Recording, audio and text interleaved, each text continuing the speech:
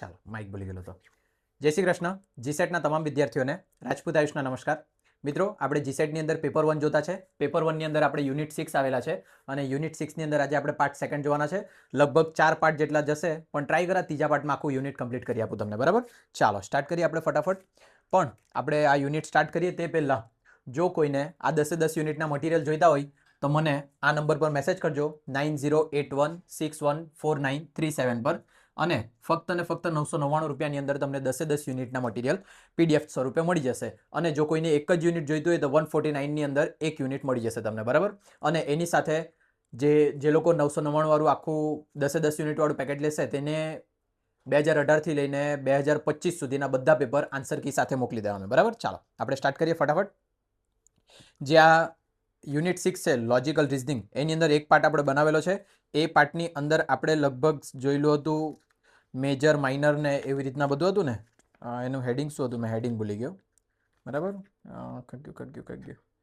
Arguments. બરાબર, દલીલો. આપણે દલીલોના પ્રકાર જોયેલા હતા. બરાબર, મેજર ટર્મ કોને કહેવાય, માઇનર ટર્મ કોને કહેવાય, યુનિવર્સલ, પોઝિટિવ, અફર્મેટિવ, પર્ટિક્યુલર, આવી રીતના બધી વસ્તુઓ જોયેલી હતી. બરાબર, સિમ્પલ છે, એ બી બહુ કંઈ હાર્ડ નથી, પણ છે ને થોડુંક બહુ વધારે પડતું ધ્યાન આપવા પડે કેમ કે નવો ટોપિક છે તમારા માટે. ચાલો હવે આજે આપણે સ્ટાર્ટ કરવાનું છે ઇન્ડિયન લોજિક એન્ડ ફિલોસોફી. હવે ઇન્ડિયન લોજિક ને ફિલોસોફી એ તમને ગમશે, કદાચ ઇઝી બી લાગશે ને એકદમ રેગ્યુલર આપણે વાત કરતા હોય તે રીતના લાગવાનું છે. એટલે લગભગ એ તમને 99% ગમવાનું જ છે. બરાબર, ચાલો તો આ જે ઇન્ડિયન લોજિક છે, ઇન્ડિયન લોજિક માટે મેં આ સાથે જ રાખવાનું છે કેમ કે ઇન્ડિયન લોજિકની અંદર બધી વસ્તુ છે ને મેમોરી બેઝ ક્વેશ્ચન પૂછાય, એટલે તમારે ગોખણ પટ્ટી કરવા પડશે આની અંદર. હા ને, આના પહેલાં આપણે જે દલીલ આર્ગ્યુમેન્ટ્સમાં જોયું તેમાં આપણે શું કેવું, દિમાગ લગાડવાનું હતું, મગજ દોડાવીને પછી આપણે નક્કી કરવાનું હતું કે આને શું કહેવાશે, AEIO ને એમ કરીને બધું હતું. બરાબર, પણ આની અંદર કેવું રહેશે ખબર, તમારે મોટે ભાગે બધું ગોખવા જ પડે. હા ને, એટલે ગોખણ પટ્ટી વધારે જરૂરી છે, એટલે આની જરૂર વધારે પડશે મારે. બરાબર, ચાલો તો જોઈએ. હવે સૌથી પહેલા આપણે સ્ટાર્ટ કરીએ ઇન્ડિયન લોજિક. બહુ લાંબો લેક્ચર નથી જવાનો, આટલું થઈ આટલું બહુ જલ્દી પતી જશે. ધારે ને તો 3 કલાકની અંદર આખું યુનિટ પતાવીએ ભાઈ, પણ છે ને ભૂસીને પાછું લખું તો પાછું એડિટ નથી થતું વિડીયો. હા ને, એટલે એક સાથે કન્ટિન્યુ સળંગ જ બનાવવા પડશે. ચાલો તો સૌથી પહેલા આપણે જોઈએ Indian logic and philosophy. Indian logic એટલે કે ભારતીય તર્કશાસ્ત્ર અને તત્વજ્ઞાન. એની વાત કરીએ ને તો ભારતીય તત્વજ્ઞાન અને તર્કશાસ્ત્રને છે ને એને 2 પ્રકારમાં ડિવાઈડ કરેલા છે. તે બી વેદાસના બિલીવના આધારે. વેદ હોય ને, વેદ તમારા ઋગ્વેદ, યજુર્વેદ, અથર્વવેદ ને એવી રીતના તો પેલા 4 વેદ આવતા છે ને, એ 4 વેદના વિશ્વાસ પર 2 ભાગમાં ડિવાઈડ કર્યા છે. એક આવે ઓર્થોડોક્સ અને બીજું આવે હેટ્રોડોક્સ.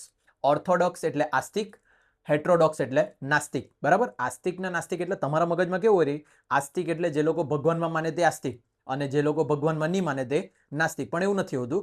જે લોકો વેદોમાં માને ને, વેદોમાં, તેને કહેવાય આસ્તિક, અને જે લોકો વેદોમાં નહીં માને ને તેને કહેવાય નાસ્તિક. ક્લિયર આટલું બધાને? બરાબર, તો ઇન્ડિયન લોજિકની અંદર જે આ ફિલોસોફી છે ને, આ ફિલોસોફી, બરાબર, આપણે ઇન્ડિયન લોજિક એન્ડ ફિલોસોફી જોવાના છે. આજે આપણે ખાલી ફિલોસોફી જ જોવાના છે, લોજિક આપણે નેક્સ્ટ લેક્ચરમાં લેવાના છે. બરાબર, તો અત્યારે જે ફિલોસોફીની વાત કરીએ તો ફિલોસોફી વેદાસના બિલીવના આધારે 2 ભાગમાં ડિવાઈડ કરે. વેદના બિલીવના આધારે 2 ભાગમાં. પહેલો ભાગ ઓર્થોડોક્સ. ઓર્થોડોક્સને કહેવાશે આસ્તિક, અને આસ્તિક એવી સ્કૂલો છે, એવા ફિલોસોફી છે કે જે લોકો તમારા વેદોની અંદર વિશ્વાસ રાખતા હતા. વેદોની અંદર વિશ્વાસ રાખે એને કહેવાય ઓર્થોડોક્સ અથવા તો આસ્તિક. અને જે વ્યક્તિઓ વેદોમાં અથવા તો જે ફિલોસોફી વેદોમાં વિશ્વાસ નહીં રાખતી હતી તે ફિલોસોફીને કહેવાશે હેટ્રોડોક્સ અથવા તો નાસ્તિક. આ બધી ફિલોસોફી થઈ ચૂકેલી છે, આપણે થઈ ચૂકેલી વસ્તુ ભણતા છે અત્યારે. હા ને, એટલે પહેલાના લોકો શું વિચારતા, કયા ધર્મવાળા કયું વિચારતા, કઈ સ્કૂલની અંદર કેવા પ્રકારનું શિક્ષણ મળતું, એ બધી વસ્તુ આપણે જોવાના છે. બરાબર, એટલે ઇઝી તો લાગવાનું છે પણ ગોખવા પડશે તમારે. ચાલો તો આ જે ઓર્થોડોક્સ છે એની અંદર ટોટલ આટલા પ્રકારની સ્કૂલો અથવા તો એમ કેમ ફિલોસોફી આવતી. સૌથી પહેલા સાંખ્ય, યોગા, ન્યાય, વૈશિષ્ટ, પૂર્વ મીમાંસા, ઉત્તર મીમાંસા. અને ઉત્તર મીમાંસાનું બીજું નામ છે વેદાંત. વેદાંત એટલે કે વેદોનો અંત આવ્યો, તે ઉપનિષદ ચાલુ થઈ ગયેલા ને તેની વાત છે. બરાબર, એટલે ટોટલ આટલી સ્કૂલો છે અથવા તો આટલી ફિલોસોફી છે. જો મારથી સ્કૂલ બોલાઈ જાય ને તો તમે કરેક્ટ કરી લેજો ફિલોસોફી. હા ને, મારથી વારંવાર સ્કૂલ બોલાઈ જાય આ બધી વસ્તુમાં, તો આ બધી ફિલોસોફી છે. ફિલોસોફી એટલે માઇન્ડના વિચાર, લોકો કેવું વિચારે તે. બરાબર, કદાચ મેં અત્યારે ધારો કે એમ કેમ કે મેરેજ કરતી વખતે દહેજ નહીં લેવા જોઈએ, આ મારો વિચાર છે. બરાબર, ગામડામાં જશો તો તે લોકો વિચારશે કે દહેજ વગર તો કઈ રીતના ચાલે. તો આ બધાની પોતપોતાની ફિલોસોફી છે, વિચારવાની ક્ષમતા છે. તો આપણે છે ને એક અલગ અલગ કમ્યુનિટીની વિચારવાની ક્ષમતા કેવી હતી, કેવું વિચારતા, શું એ લોકો નિર્ણય લેતા, મતલબ એ લોકોની વિચારસરણી આપણે ભણવાની છે, ખાલી ટૂંકમાં આટલું, બરાબર. તો ઓર્થોડોક્સની અંદર તમારે આ યાદ રાખવા પડશે. એ લોકો કોઈ વખત એમસીક્યુમાં પૂછી દે કે નીચેના પૈકી ઓર્થોડોક્સ સ્કૂલ કઈ છે. બધા ઓપ્શન તમને હેટ્રોડોક્સના આપેલા હશે ને એક તમારું મૂકી દીધેલું હશે ઓર્થોડોક્સનું, બરાબર. ઓર્થોડોક્સ વાંચતો બરાબર છે કે મને ખબર નહીં પાછું. ઓર્થોડોક્સ ને હેટ્રોડોક્સ, બરાબર, લગભગ બરાબર જ વાંચતો હોવા, પણ સ્પેલિંગ તો અહીંયા લખેલી જ છે અને મટીરિયલમાં બી મળી જાય. ચાલો, એટલે અહીંયા જોઈ લેજો. જો ઓર્થોડોક્સની અંદર આટલી બધી સ્કૂલ છે એ બધી યાદ નહીં રાખજો. આ હેટ્રોડોક્સની અંદર જે 3 છે ને, બુદ્ધિઝમ, જૈનિઝમ ને ચરવાકા. ચરવાકા એટલે લોકાયુક્તા બી કહેવાતું એને, બરાબર. બુદ્ધિઝમ, જૈનિઝમ ને ચરવાકા, આ 3 યાદ રાખી લેજો. આ 3 હેટ્રોડોક્સની અંદર આવે, નાસ્તિક સ્કૂલની અંદર આવે. તે સિવાય બધા આસ્તિક સ્કૂલની અંદર આવે. સ્કૂલની ફિલોસોફી, બરાબર. સાંખ્ય, યોગા, ન્યાય, વૈશિષ્ટ, પૂર્વ મીમાંસા, ઉત્તર મીમાંસાનું બીજું નામ છે વેદાંત, બરાબર. આ તમને મેં કેટલા બધા લેક્ચર તમે જોયા, મને ઇંગ્લિશ વાંચતા કાં આવડતું હતું, બરાબર, પણ અત્યારે કેમ વંચાતું છે, આ સંસ્કૃત વર્ડ્સ છે બધા, બરાબર. અને સંસ્કૃત વર્ડ ખાલી ઇંગ્લિશની અંદર સ્પેલિંગમાં લખેલા છે એટલે વંચાતું છે. બાકી ઇંગ્લિશ પાવરફુલ કરી નાખ્યું એવું નથી, એટલે ખોટું મારા વિશે પોઝિટિવ વસ્તુ નહીં બાંધી દેતા. ચાલો, તો આપણે એક એક ફિલોસોફીથી પકડીએ. સૌથી પહેલું છે સાંખ્ય ફિલોસોફી, બરાબર. ચાલો, સાંખ્ય ફિલોસોફીને ગુજરાતીમાં સાંખ્ય દર્શન કહેવાશે, બરાબર. હવે કઈ ફિલોસોફી કોણે આપેલી ને તે ખાસ ગોખજો, બરાબર. તો આ જે સાંખ્ય ફિલોસોફી છે તે આપેલી સેજ કપિલ. સેજ કપિલ એટલે કે મહર્ષિ કપિલ, હને. સેજ એટલે ઋષિ, મહર્ષિ, ઋષિ મુનિ, આવી રીતના જે વર્ડ હોય તેને ઇંગ્લિશમાં સેજ કહેવાય, બરાબર. તો આ સેજ કપિલ એટલે કે મહર્ષિ કપિલ આપેલી કઈ સાંખ્ય ફિલોસોફી. સાંખ્ય ફિલોસોફી આપેલી મહર્ષિ કપિલે. મેં આવી રીતના યાદ રાખેલું, પેલું કપિલ શર્મા શું આવે ને તે કપિલ શર્મા કપિલ શંખ વગાડતો, આવી રીતના મેં યાદ રાખેલું, એટલે કપિલ શંખ એટલે એવી રીતના યાદ રહી ગયેલું સાંખ્ય તે કપિલ, બરાબર. તમને જેવું ફાવે તેવું યાદ રાખજો. તમારે છે ને પોતાની ટેકનિક બનાવવાની. જો તમે બીજાની ટેકનિક વાપર કરે ને તો તે ટેકનિક બી યાદ રાખવા પડે તમારે, પણ જો તમે પોતાની ડેવલપ કરે ને તો પોતાની ટેકનિક તમારા માઇન્ડમાં ડાયરેક્ટ ફિટ થાય, બરાબર, તમારા પેલાના પ્રમાણે. ચાલો, તો એના પછી એના વિશે ખાલી તમારે જાણવાનું છે. આમાં જો કંઈ સમજાવવાનું નથી મારે કે આવું હોય, ના. આમાં તમને છે ને ખાલી મેમોરી બેઝ ફિટ કરવાનું છે કે કોણ કોના માટે, એ લોકો શું વિચારતા, બસ આટલું જ છે. એટલે સિમ્પલ યુનિટ લાગવાનો છે. આના પહેલા જે તમે ભણ્યું ને આ જ યુનિટની અંદર પહેલો પાર્ટ જે ભણ્યો તેના કરતાં આ ઇઝી લાગશે તમને, બરાબર. ચાલો, તો સાંખ્ય ફિલોસોફી આપેલી હતી મહર્ષિ કપિલે. એ 2 વસ્તુમાં બિલીવ રાખતા હતા, બરાબર. એને કહેવાતું ડ્યુઅલ રિયલિઝમ, બરાબર. ડ્યુઅલ રિયલિઝમ એટલે કે 2 વાસ્તવિકતામાં વિશ્વાસ રાખતા, એક પુરુષ અને બીજું પ્રકૃતિ, બરાબર. 2 કોમ્પોનેન્ટની અંદર વિશ્વાસ રાખતા તેવા કોણ હતા એમ પૂછે તો સાંખ્ય ફિલોસોફી, એવું ધ્યાન રાખવાનું. 2 એટલે કયા? પુરુષ અને પ્રકૃતિ. અહીંયા મેં લખેલું જ છે પુરુષ અને પ્રકૃતિ, બરાબર. આ પુરુષમાં એ લોકો એટલે પોતાને ગણતા, બરાબર.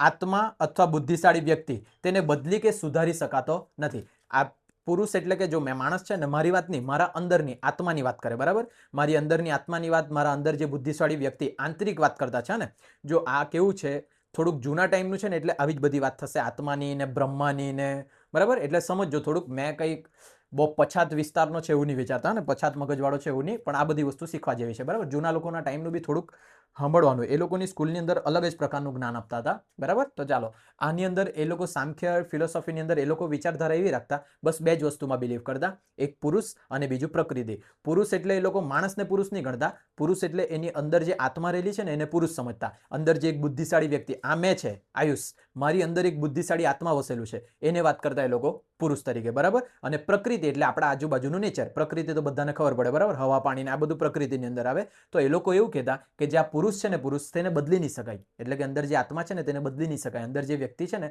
જેવું તમારું મન છે ને એને બદલી નહીં શકાય. પણ પ્રકૃતિ અનંત છે, મતલબ અનંતની કોઈક સારો વર્ડ, હા, સર્જનાત્મક શક્તિ અને વિશ્વનું અંતિમ કારણ છે આ પ્રકૃતિ, બરાબર. જે બધી શક્તિ છે ને, બધી શક્તિ આના પાસે જ રહેલી છે, પ્રકૃતિ પાસે. એ ધારે તો બધું બનાવી શકે, એ ધારે તો બધું બગાડી શકે. તમે જોયું હોય વરસાદને કુદરતી આફતો કેટલી બધી આવે, એક ઝટકામાં બધું સાફ કરી નાખે, બરાબર.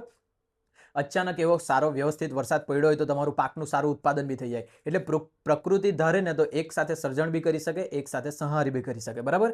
આવું માનતા હતા સાંખ્ય ફિલોસોફીની અંદર, બરાબર. ચાલો, એના પછી એ લોકો 3 ગુણ ધરાવતા હતા. અને જોજો, સાંખ્ય ફિલોસોફીના 3 ગુણો હતા: સત્વ, રજસ ને તમસ.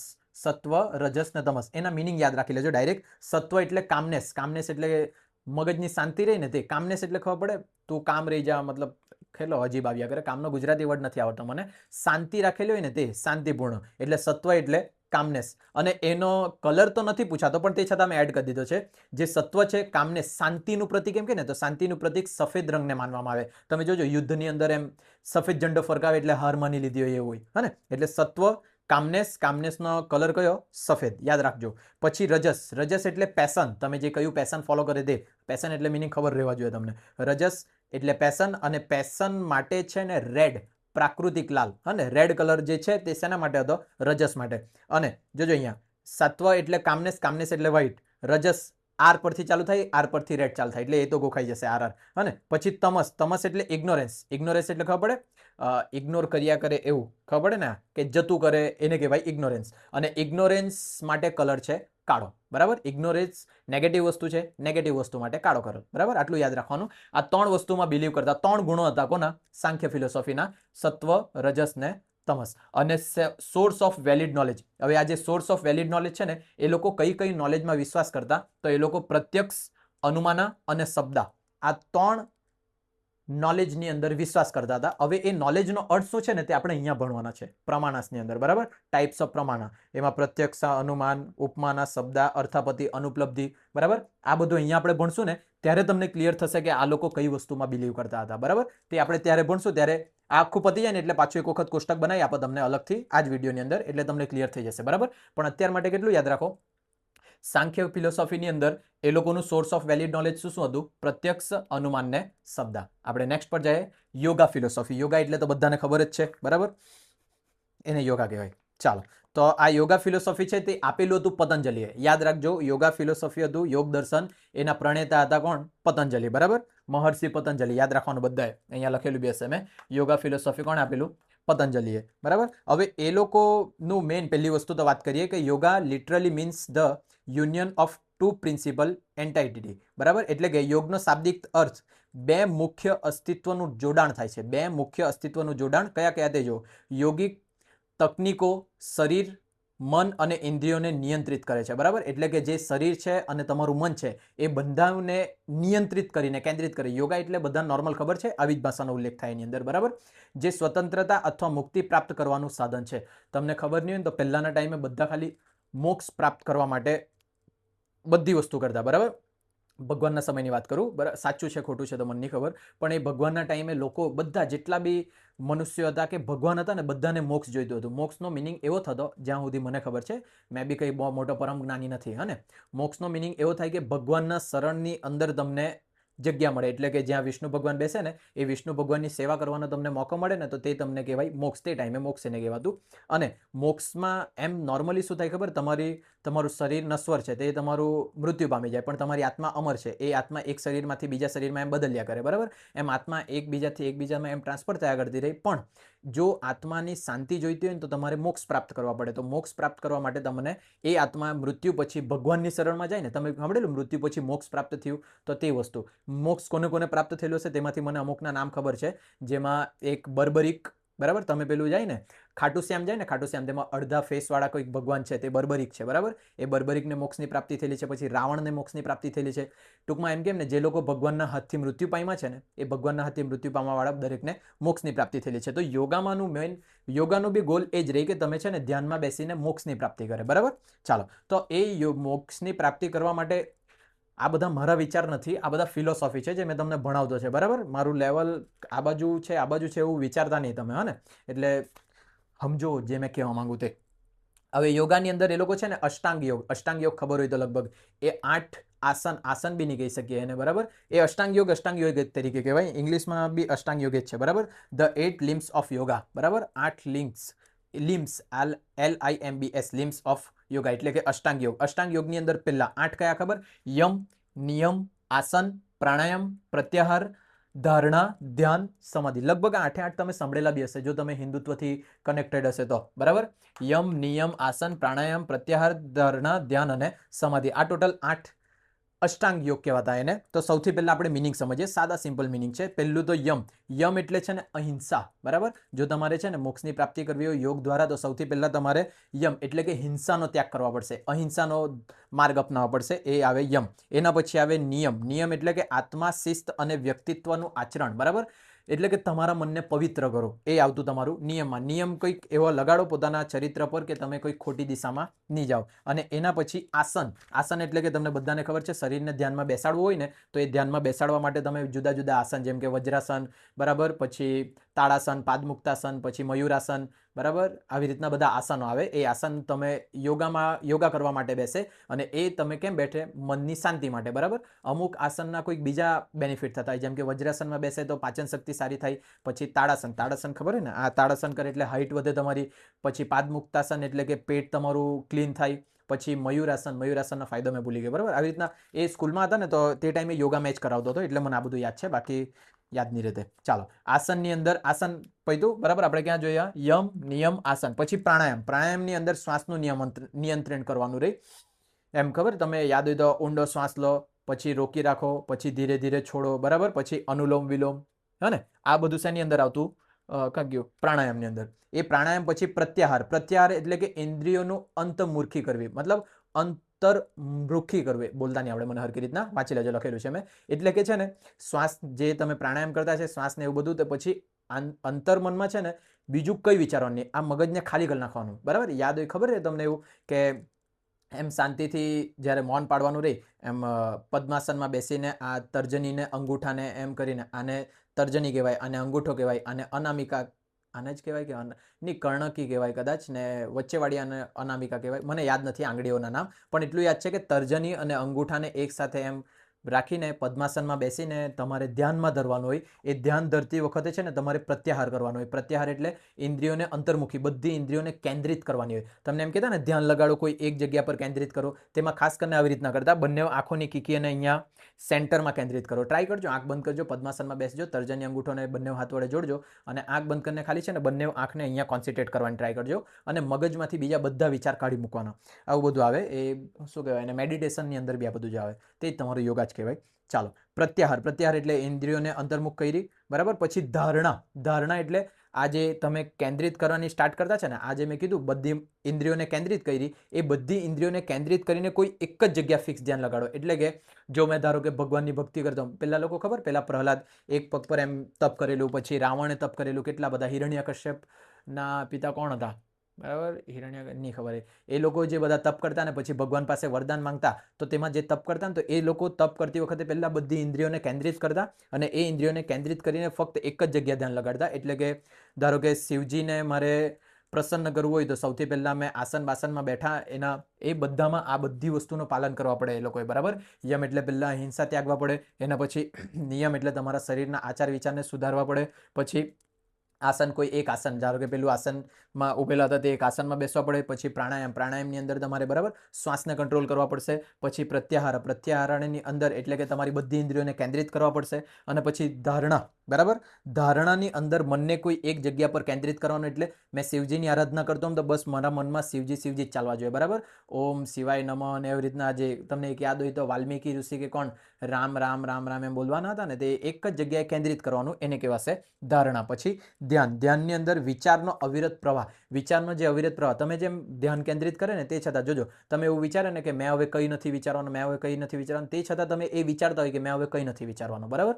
તો એ મનને કેન્દ્રિત કરવા પછી જે પાછળ બેકગ્રાઉન્ડમાં બીજા વિચાર ચાલતા હોય ને, એને ધીરે ધીરે સાફ કરવાના. એ આવે તમારું ધ્યાન. અને છેલ્લું આવે સમાધિ. જો તમે આ બધા શું કહેવાય ને, અષ્ટાંગ યોગ છે ને, તે અષ્ટાંગ યોગ 7 યોગોમાંથી પસાર થાય ને તો તમને આ છેલ્લું સમાધિની પ્રાપ્તિ થાય.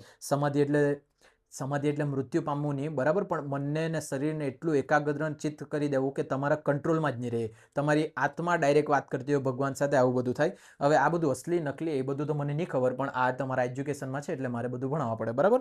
ચાલો, પણ એક વસ્તુ ધ્યાન રાખજો, મને ખબર બધું છે ને, રામાયણથી લઈને મહાભારતથી લઈને ટોટલી જેટલું કૃષ્ણલીલા, કોણે કોને મારેલું ને ક્યારે મારેલું, કેમ મારેલું, મહાભારત કેમ થયેલી, રામાયણ કેમ થયેલું, એ ટોટલી બધી વસ્તુ મને ખબર છે. અને બીજી વસ્તુ, મેં લગભગ છેલ્લા 11-12 વર્ષથી મંદિરમાં ગયો નથી, કેમ કે મને એવું મૂર્તિઓમાં પૂજા કરવાનું આવું બધું થોડુંક અજીબ લાગે, કેમ કે આની કોઈ જરૂર નથી તમને, હા ને. તમે હૃદયથી માનો ને તમારું બધું થઈ જ જવાનું છે, બરાબર. એવું જરૂરી નથી કે તમે ત્યાં મંદિરમાં જવાના, ત્યાં એમને રિશ્વત આપવાના ભગવાનને, પછી તમારું કંઈ થવાનું, બરાબર. મેં પર્સનલી એવું માનું, તમને કંઈ ચેન્જ કરવાની જરૂર નથી. તમે ઈચ્છા હોય તમે જઈ શકે, પણ અમુક લોકો ખબર એવા કે મારે જવું છે, શું નામ પેલું, એક બહુ ઊંચી જગ્યા પર શિવજીનું મંદિર છે ને, યાદ નથી આવતું મને, બરાબર, પેલું બરફવાળું ને એવું બધું છે, કેદારનાથ, કે મગજમાં યાદ આવ્યા કરતું, કેદારનાથ જાય, પછી ખાટુ શ્યામ જાય. આ એવા લોકો જાય ને ખાલી સ્ટોરી મૂકવા જાય ઇન્સ્ટાગ્રામ પર. એ લોકો પોતાના ઘરની અંદર કોઈ દિવસ મંદિરમાં પૂજા નથી કરતા, ડાયરેક્ટ ત્યાં જવું છે અમારે પૂજા કરવા, એવા લોકો બી હોય, બરાબર. એવું માનસિકતા મન નથી ગમતી. અને તમે જો શ્રદ્ધા છે, મારા આજુબાજુ બી ઘણા લોકો એવી શ્રદ્ધા રાખે છે દરરોજ સવારે પૂજા કર્યા વગર બીજું કંઈ નહીં કરે. મારી પોતાની મમ્મી બી ઘણી પૂજાવાળી છે, પણ મેં પર્સનલી એવું નહીં માનું કે આપણે ભગવાનને રિશ્વત આપવાની જરૂર છે કે પેલું કંઈ કંઈ કરવાની જરૂર છે. જો તમે તમારા પિતા પાસે કંઈ, છોડો ને, આપણે કોઈ ખોટી દિશામાં જતા છે એટલે આપણે આપણું કામ પર જ રહે, બરાબર. ચાલો, યોગ ફિલોસોફી પછી છે ન્યાય ફિલોસોફી, બરાબર. પણ યોગ ફિલોસોફીમાં કંઈક રહી તો નહીં ગયું ને? હા, એક વસ્તુ રહી ગયું. આ જે છેલ્લા 3 છે ને, ધારણા, ધ્યાન ને સમાધિ, આ 3 ને સંયમ કહેવાય, બરાબર.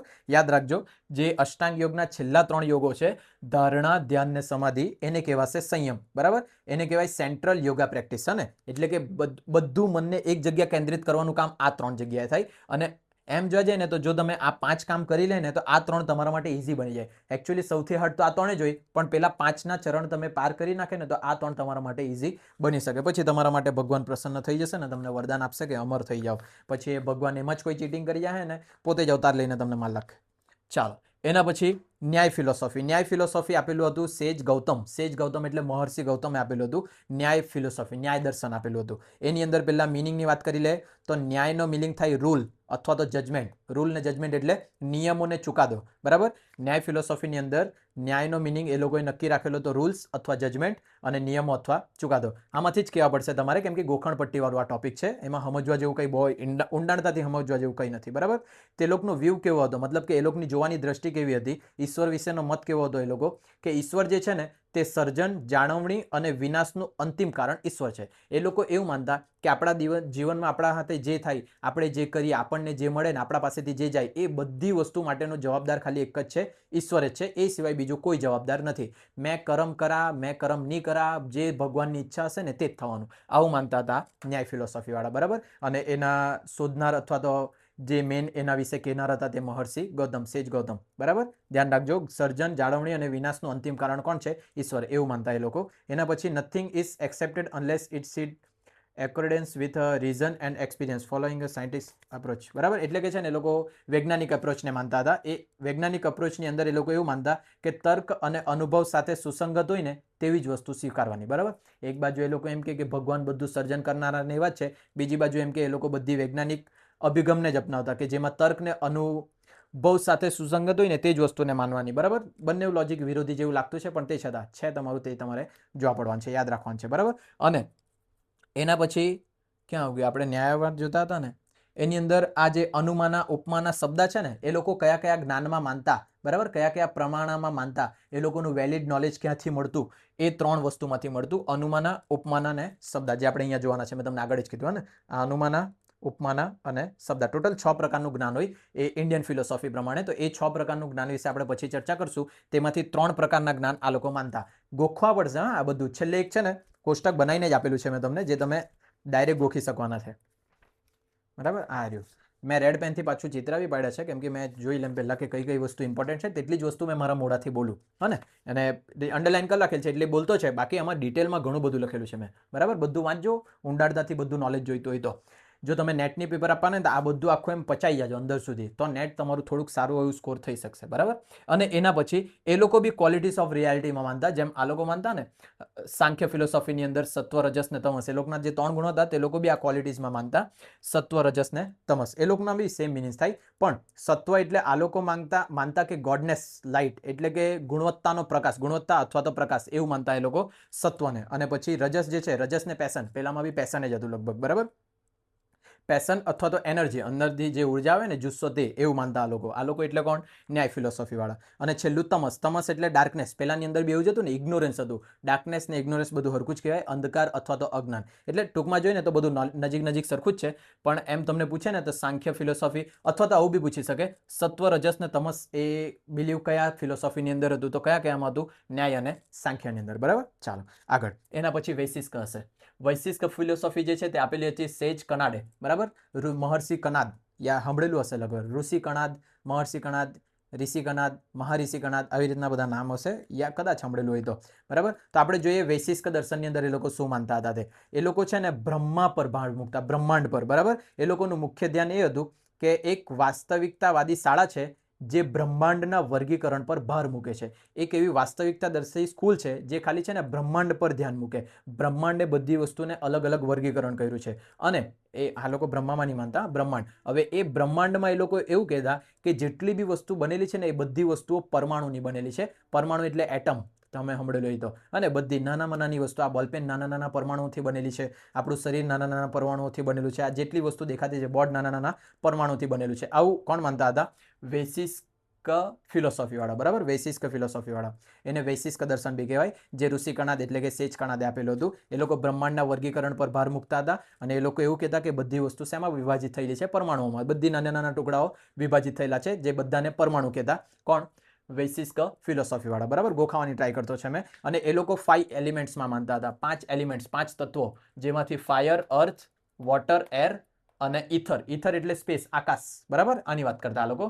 5 એલિમેન્ટ્સ: ફાયર આગ, અર્થ પૃથ્વી, વોટર પાણી, એર એટલે હવા અને ઇથર એટલે આકાશ. આ 5 વસ્તુમાં માનતા હતા. કોણ? વૈશિષ્ટ ફિલોસોફીવાળા. બરાબર, ચાલો. અને એ લોકોમાં છે ને કનેક્શન ટુ ન્યાયા, એ જે છે વૈશિષ્ટ જે છે ને આ વૈશિષ્ટવાળા, એ લોકો ઘણી વખત આ ન્યાય ફિલોસોફી સાથે બી કનેક્ટ કરતા. અને અમુક વસ્તુ જેમાં ન્યાય ફિલોસોફીવાળા માને તેવું આ લોકો બી માનતા. એટલે ઘણી વખત એવી બાબતમાં છે ને એને ન્યાય વૈશિષ્ટ બી તરીકે ઓળખવામાં આવતું. અને આ ધ્યાન રાખજો કે બે જે ફિલોસોફી છે એક સાથે ક્યારે મળતી, કઈ કઈ મળતી, આવા કોઈ બી સવાલ પૂછી શકે તો તેમાં ન્યાય અને વૈશિષ્ટ આ બંનેની વિચારસરણી છે ને થોડીક થોડીક મેચ કરતા. એ લોકો એકબીજાને સપોર્ટ કરતા, એવું કેમ તો ચાલે. અને ભલે એવું કહેતો છે પણ એવું નથી, હા, એ બી ધ્યાન રાખજો. તો એને કહેવાતું પાછું ન્યાય વૈશિષ્ટ. અહીંયા મેં અલગથી નીચે છેલ્લી લીટીમાં લખીને આપેલું છે. ચાલો,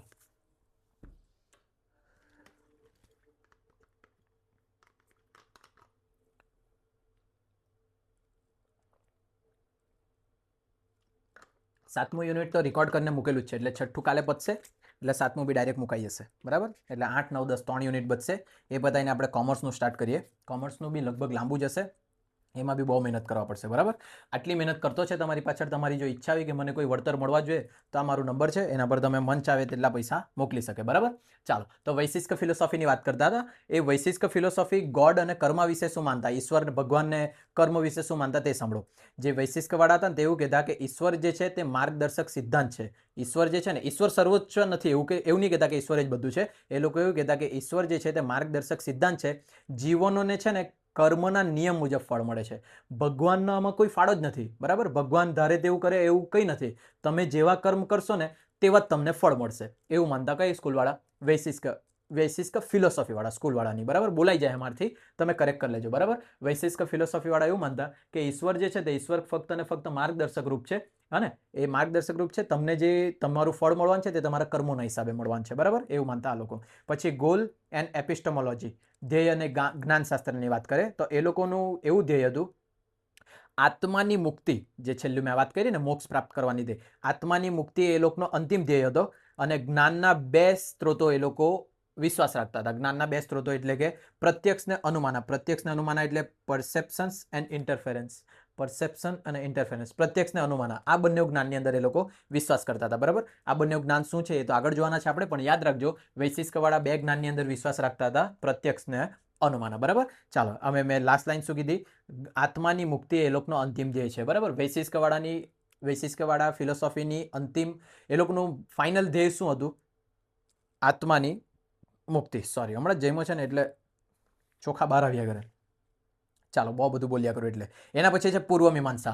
બરાબર, પૂર્વ મીમાંસા પાંચમું. આપણે બધા જોતા છે તે ઓર્થોડોક્સ વાળા જોતા છે. ઓર્થોડોક્સ એટલે કે આસ્તિક સ્કૂલ વાળા, જે લોકો વેદોની અંદર માનતા હતા તે. બરાબર, ચાલો. તો એમાં અંદર જોઈએ આપણે પૂર્વ મીમાંસા. પૂર્વ મીમાંસા જે આપેલું તે જૈમિની આપેલું. બરાબર, જૈમિની નામ છે, પેલું ગૂગલ જૈમિની આવે તે નહીં, હા, આ જૈમિની આપેલું હતું પૂર્વ મીમાંસા. ચાલો, એના એટલા કોર પ્રિન્સિપલ્સની વાત કરી લઈએ તો વેદોનો સાર એ ધર્મ છે જે નિર્ધારિત વૈદિક વિધિઓ અને કર્તવ્યો કરવા દ્વારા સમજાય છે. બરાબર, એ લોકો એવું માનતા કે વેદો છે ને, વેદો એનો સાર કરીએ ને, સાર એટલે કે તમે કોઈ બી વસ્તુનું સમરાઇઝ કરે ને, આખું વાંચી નાખે, એ આખું વાંચી નાખે તમારા માઇન્ડમાં ફિટ થઈ ગયું, એનો સાર કહેવાય કે તમે એની એ પરથી શું સમજ્યા. હા ને, તો આ લોકો એવું માનતા કે જે વેદો છે ને, વેદોનો સાર કરી લે, આપણે બધી સમજી લઈએ ને, તો એ જે સમજણ છે એ જ નિર્ધારિત વિધિ કરે, એટલે કે તે જ તમારા કર્તવ્ય છે ને તેના દ્વારા તમે તમને બધી વસ્તુ સમજાય, બરાબર. એટલે કે સાદી ભાષામાં એમ કેમ તો વેદોનો સાર ધર્મ છે જે નિર્ધારિત વૈદિક વિધિઓ અને કર્તવ્યો કરવા દ્વારા સમજાય છે. વેદો તમે ગ્રહણ કરી લઈ તો ગ્રહણ કરી લઈ એટલે તમને બધું આવડી જાય એવું નથી, બરાબર. તમારે એનું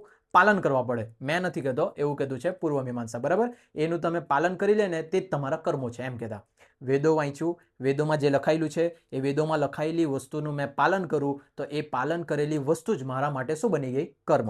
આવું માનતા હતા પૂર્વ મીમાંસાવાળા, બરાબર. ચાલો આગળ, જૈમિની આપેલી હતી તે. પછી એ લોકોનો પ્રાઇમરી ગોલ શું છે? તે પ્રાથમિક ધ્યેય એ લોકોનું શું છે? તે ચોક્કસ વૈદિક વિધિઓ એટલે કે સાચી ક્રિયા દ્વારા સ્વર્ગ અથવા મોક્ષ જેવા લાભ મેળવવા, બરાબર. આના પહેલા જો વસ્તુ ડિફરન્સ છે. આ લોકો શું માનતા ખબર? કે આત્મા મતલબ આત્માની મુક્તિ થવા જોઈએ એમ. આ લોકોનું આવી ઈચ્છા હતી, ફાઇનલ ગોલ. આ લોકોનો ફાઇનલ ગોલ શું છે ખબર? આપણે એવા સારા કર્મો કરશું કાં તો ખરાબ કર્મો કરશું જેનાથી આપણને સ્વર્ગ મળશે કાં તો નર્ક મળશે. આવું માનતા હતા પૂર્વ મીમાંસાવાળા, બરાબર. ને તમે તમારી વસ્તુ છે ને તો તમે તો આ બધી વસ્તુમાં માનતા હોય તેવા લાગે, હા ને. કોઈ વખત વિચારતા મન તો હા આ બી સાચું લાગે, આ બી સાચું લાગે, અમારા મમ્મી પપ્પા તો આવું બી કહેતા, બરાબર. એટલે આમાં કોમ્યુનિટીનું ડિફરન્સ આવશે, બરાબર. એવું જરૂરી નથી કે આપણે જેટલા ભણતા છે બધા હિન્દુ જ હોય, બરાબર. કોઈ મુસ્લિમ વ્યક્તિ, કોઈ ક્રિશ્ચન વ્યક્તિ, કોઈ પારસી વ્યક્તિ બી ભણતું હશે, એ લોકો બી પેપર આપવાના હોય, પણ તે છતાં એ લોકોએ બી આ વસ્તુ ભણવા પડશે, બરાબર. કેમ? કેમ કે આ ભારત પેલું લોચાલા પટાવાળું છે એટલે. ચાલો કંઈ નહીં, જોઈએ આગળ. એના પછી પ્રાઇમરી ગોલ, પછી કી મેકેનિઝમ, બરાબર. મુખ્ય કાર્ય પદ્ધતિ. વિધિઓ અપૂર્વ નામની એક અદ્રશ્ય શક્તિ ઉત્પન્ન કરે છે જે ભવિષ્યમાં તેનું ફળ ચાલશે. આનું એટલી જરૂર નથી, બરાબર. ખાલી એમ જ મૂકી લીધેલું છે, એક વખત વાંચી નાખજો. જે ઇમ્પોર્ટન્ટ છે ને તે મેં અંડરલાઇન કર્યું છે. ઇમ્પોર્ટન્ટ વસ્તુ જ કેમ ને તો વિડીયો શોર્ટમાં પતે, સમજણ પરફેક્ટ થઈ જાય. બાકી જે લોકો ડીપલી વાંચવાના ને તે લોકો તો આખું મટીરિયલ વાંચી શકે, બરાબર. ચાલો એના પછી છે વૈદિક ઓથોરિટી એટલે કે વૈદિક સત્તા કોના પાસે હતી તે? તો વેદો અપૌરુષય કોઈના દ્વારા લખાયેલા નથી. આ લોકો એવું કહેતા વેદો એમ આપણે કેમ ને ધારો કે આ મટીરિયલ તમે લખ્યું છે તો મેં આનો માલિક કહેવાય, હા ને. પણ એ લોકો વેદો માટે શું કહેતા ખબર? વેદો જે છે ને તે એ અપૌરુષત્વ છે. અપૌરુષત્વ સંસ્કૃત વર્ડ છે એટલે આવું થાય. તમે તેમ કે ઇંગ્લિશ બી નહીં આવડે, સંસ્કૃત બી નહીં આવડે, કઈ કામના સર નહીં મળે તમે, હા ને. પણ જે અપૌરુષત્વ એટલે કે એવું કહેવાતું કે વેદ, આ લોકો એવું માનતા કે વેદ જે છે ને તે કોઈના દ્વારા લખાયેલું નથી, બરાબર. એવું આ લોકો માનતા હતા. અને સ્વયં પ્રમાણિત છે, જાતે. એવું શક્ય દેખાય તમને લાગે કે જાતે એવું થાય? આ મટીરિયલ જાતે સ્વયં પ્રમાણિત છે એમ કેમ તો એવું લોજિકલ લાગે? નહીં લાગે, પણ લોજિકલ રિઝનિંગ છે એટલે લોજિક લગાડવા પડે તમારે, બરાબર. એ લોકો એવું માનતા, મેં એવું નહીં માનતો. મેં આ લખ્યું તો મેં એનો માલિક કહેવામ, બરાબર. પણ આ લોકો એવું માનતા કે જે આ વેદો છે એ વેદોનો કોઈ માલિક નથી, એ જાતે પ્રમાણિત થયેલા છે, જાતે ઉત્પન્ન થયેલા છે, એવું માનતા એ લોકો. જે તેમને ધર્મનો અતૂટ સ્ત્રોત બનાવે છે, બરાબર. હા ને, જે ધર્મ માટેનો એક અતૂટ સ્ત્રોત છે વેદો. પછી વ્યૂઝ ઓન ગોડ, ભગવાન વિશે એ લોકોની શું માન્યતા હતી તે જો. મુખ્યત્વે અનઈશ્વરવાદી એટલે ભગવાનોમાં માનતા નહીં. વિધિઓની અસરકારકતા વેદના આદેશોમાં રહેલી છે, તે કોઈ સર્જક ઈશ્વર પર નિર્ભર નથી, બરાબર. એટલે એ લોકો એવું માનતા ભગવાન જેવું કંઈ છે જ નહીં. વેદો છે, વેદોની અંદર જે વસ્તુ લખાયેલી છે એ આપણે એનું પાલન કરશું તો આપણને કર્મનું ફળ મળશે, સ્વર્ગની પ્રાપ્તિ થશે. એનું પાલન નહીં કરશું તો કર્મનું ફળ મળશે અને નરકની પ્રાપ્તિ થશે. અને આ બધી વસ્તુ ચક્ર ચાલ્યા જ કરવાનું છે. એના માટે જવાબદાર કોઈ ઈશ્વર જેવું નથી. એ લોકો માનતા આવું, બરાબર. ઈશ્વર પર કોઈ વસ્તુ નિર્ધારિત નથી, એના પર કોઈ નિર્ભર નથી, એવું આ લોકો માનતા. ચાલો પછી એપિસ્ટમોલોજી. એપિસ્ટમોલોજી એટલે કે એ લોકો કઈ કઈ વસ્તુમાં બિલીવ કરતા હતા તે, બરાબર. પૂર્વ મીમાંસાવાળા એપિસ્ટમોલોજીમાં પ્રત્યક્ષ, અનુમાન, ઉપમાન, અર્થાપત્તિ અને અનુપલબ્ધિ, બરાબર. આ બધાની અંદર એ લોકો વિશ્વાસ કરતા હતા.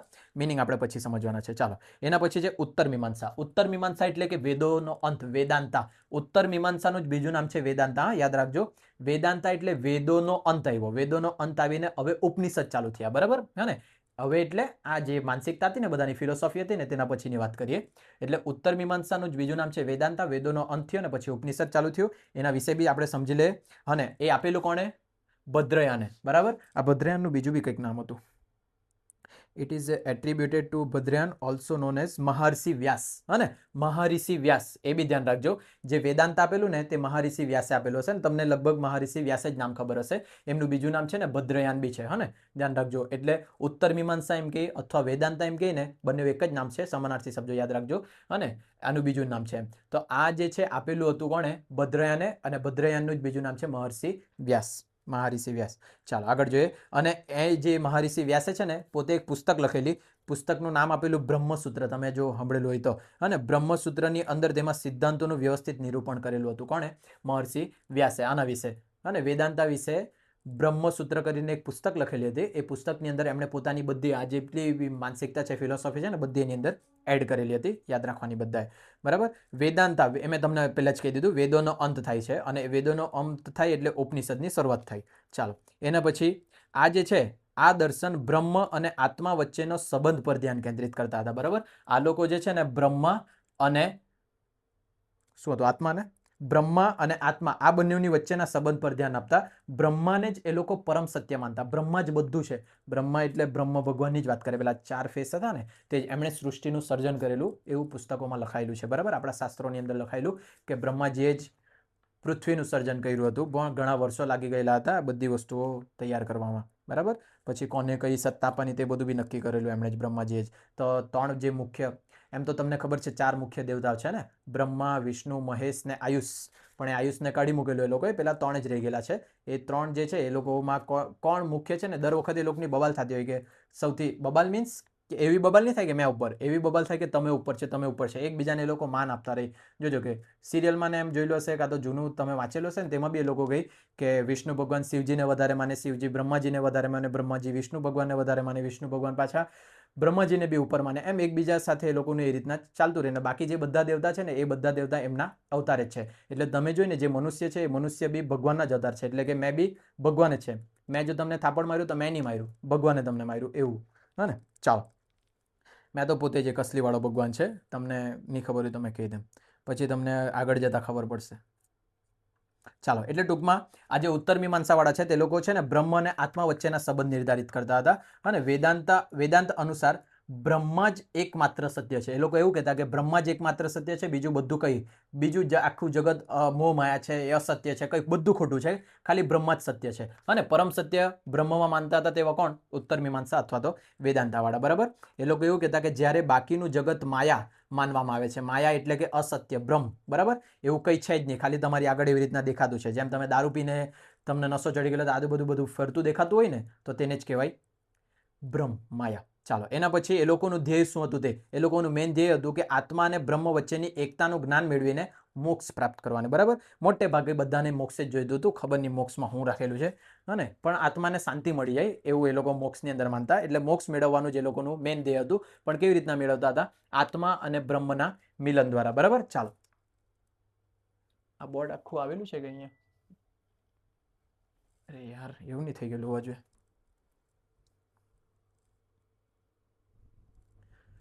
ચાલો, દેખાતું છે. મેં તો કરું પાછું બધું રેકોર્ડ નહીં કરવા પડી જાય. પણ એમ જોવા જાય તો મેં આજે બોર્ડ પર ગંદકી નહીં કરી કે બોર્ડ પર ગંદકી ક્યારે કરવા પડે ખબર? જ્યારે કંઈક વસ્તુ સમજાવવાનું હોય ને તેવું. આ તો ડાયરેક્ટ છે ને તમારા મગજમાં ફિટ કરવાનું છે, ગોખાવાનું છે. એટલે બોર્ડ પર કંઈ ચિત્ર પાડવાની જરૂર નહીં પડી.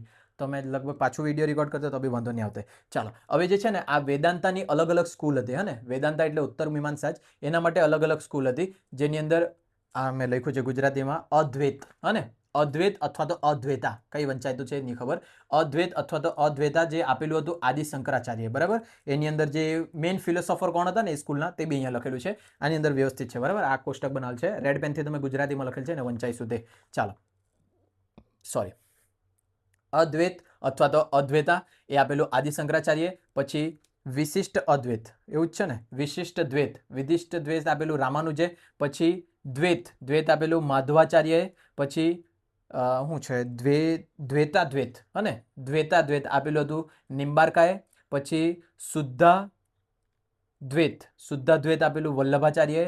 પછી અચિંત્ય ભેદાભેદ આપેલું ચૈતન્ય મહાપ્રભુએ, બરાબર. અને ચૈતન્ય નામ છે, એટલે આ નામ બી તમારે ગોખવા પડે કે વેદાંતા સ્કૂલની અંદર કઈ કઈ સ્કૂલનો સમાવેશ થાય એવું બી પૂછી શકે. તેમાંથી આમાંથી 3 આપશે ને એકાદ કદી ખોટી આપી દે, કાં તો 3 ખોટી આપશે ને આમાંથી એકાદ આપે, આવી રીતના બી પૂછે. કઈ સ્કૂલ કોણે આપેલી, મતલબ કોણ ફિલોસોફર મેન હતા તેવું બી પૂછી શકે તમને, બરાબર. આમાં શોર્ટકટ બી મેં બનાવેલા હતા, એડી, બરાબર. અહીંયા જો અદ્વૈત આવે તો આદિ શંકરાચાર્ય, એટલે એડી એમ કરીને યાદ રાખી શકે તમે ને, એડી. તમે તમારા પોતાના લોજિક વાળા બનાવે તો બી ચાલે. પછી વીઆર, હા ને, વીઆર એમ કે ને આપણે વીઆર ફ્રેન્ડ્સ એમ કરીને, તો વીઆર વિશિષ્ટ દ્વૈત રામાનુજ આપેલું વીઆર. પછી આ જો ડીએમ ને ડીએન, ડીએમ અને ડીએન. આ ડીએમ ને ડીએન ની અંદર યાદ રાખજો, આ જે ડી છે તે જો નાનું હોય તો એનો ફિલોસોફર મોટો છે, બરાબર. અને જો ડી એ મોટું હોય તો એનો ફિલોસોફર નાનો છે, બરાબર. આવી રીતના યાદ રાખજો. નાની સ્કૂલ મોટો ફિલોસોફર, મોટી સ્કૂલ નાનો ફિલોસોફર, બરાબર. મેં આવી રીતના બધું ગોખણ પટ્ટી કરેલું, તમે તમારી રીતના ગોખ્યા કરજો, બરાબર. પછી એસવી, હા ને, એસવી એટલે શુદ્ધ ભેદ, શુદ્ધ દ્વૈત અને વલ્લભાચાર્યએ આપેલું. પછી અચિંત્ય ભેદાભેદની અંદર મેં BHCH યાદ રાખેલું, BHCH ભેદાભેદ ચૈતન્ય, બરાબર. તમે તમારી રીતના યાદ રાખજો. હવે એના મિનિંગ બી આપણે સમજી લઈએ. એ લોકો માનતા શું, મિનિંગ શું, એ સ્કૂલની અંદર એ લોકોની ફિલોસોફી, માનસિકતા શું હતી તે જ આપણે જોવાનું છે. તો પહેલા અદ્વૈતની માનસિકતા મેં ગુજરાતીમાં સામાન્ય ભાષામાં વાંચીને બતાવું. એ લોકો એવું માનતા કે આત્મા એ જ બ્રહ્મ છે. જો બધા બ્રહ્મવાળા જ છે, હા ને, વેદાંતની અંદર બધા બ્રહ્મમાં જ માનતા, પણ એ લોકોએ બ્રહ્મના બી અલગ અલગ મિનિંગ કાઢેલા હતા. તે મિનિંગ અહીંયા જોજો. તે લોકો પહેલા એવું માનતા કે આત્મા એ જ બ્રહ્મ છે, કોઈ પણ ભેદ માત્ર બ્રહ્મ, કોઈ પણ ભેદ માત્ર બ્રહ્મ છે. શું લખેલું મેચ, the soul is God Brahma, any difference is an illusion. હા ચાલો, અહીંયા જો આત્મા એ જ બ્રહ્મ છે, એના સિવાય કઈ બીજી વસ્તુ હશે ને તો તે બધું બ્રહ્મ છે. એટલે કે આ બ્રહ્મ છે ને બ્રહ્મ છે તે અલગ અલગ. આત્મા એ જ બ્રહ્મ છે અને તે સિવાયનું બધું બ્રહ્મ છે, આવી રીતના. એટલે મેં ગુચવાઈ ગયો. બ્રહ્મ એટલે માયા, હા ને, બધી વસ્તુઓ બ્રહ્મ છે આત્મા સિવાય. પણ અહીંયા તમે જોઈને તો હરકી રીતના ઉત્તર મીમાંસાને એ લોકો એવી રીતના કહેતા કે બ્રહ્મ ને આત્માનો મિલન કરવાના. પણ આ સ્કૂલવાળા એવું માનતા કે આત્મા એ જ બ્રહ્મ છે, બરાબર, એ સિવાયનું બધું માયા છે. પછી બીજી સ્કૂલ આ વિશિષ્ટ દ્વૈતવાળા એવું માનતા કે આત્મા એ બ્રહ્મનો વાસ્તવિક પણ અભિન્ન ભાગ છે, હા ને. આત્મા જે છે ને એ બ્રહ્મનો જ એક ભાગ છે, પણ જેને છૂટું નહીં પાડી શકે બ્રહ્મથી, એવું માનતા હતા આ સેકન્ડ સ્કૂલવાળા. આ લોકો એવું માનતા કે આત્મા એ જ બ્રહ્મ છે. આ લોકો એવું માને કે આત્મા જે છે તે બ્રહ્મનો એક એવો ભાગ છે જેને છૂટો નહીં પાડી શકાય, અભિન્ન અંગ એમ કે ને તે છે. પછી દ્વૈતની અંદર એ લોકો એવું માનતા કે આત્મા અને બ્રહ્મ કાયમ માટે અલગ છે, ભિન્ન છે. આત્મા અને બ્રહ્મ બંને અલગ અલગ છે એવું માનતા હતા દ્વૈતવાળા. એના પછી દ્વૈતાદ્વૈતવાળા માનતા કે આત્મા એક સાથે બ્રહ્મથી ભિન્ન પણ છે અને અભિન્ન પણ છે.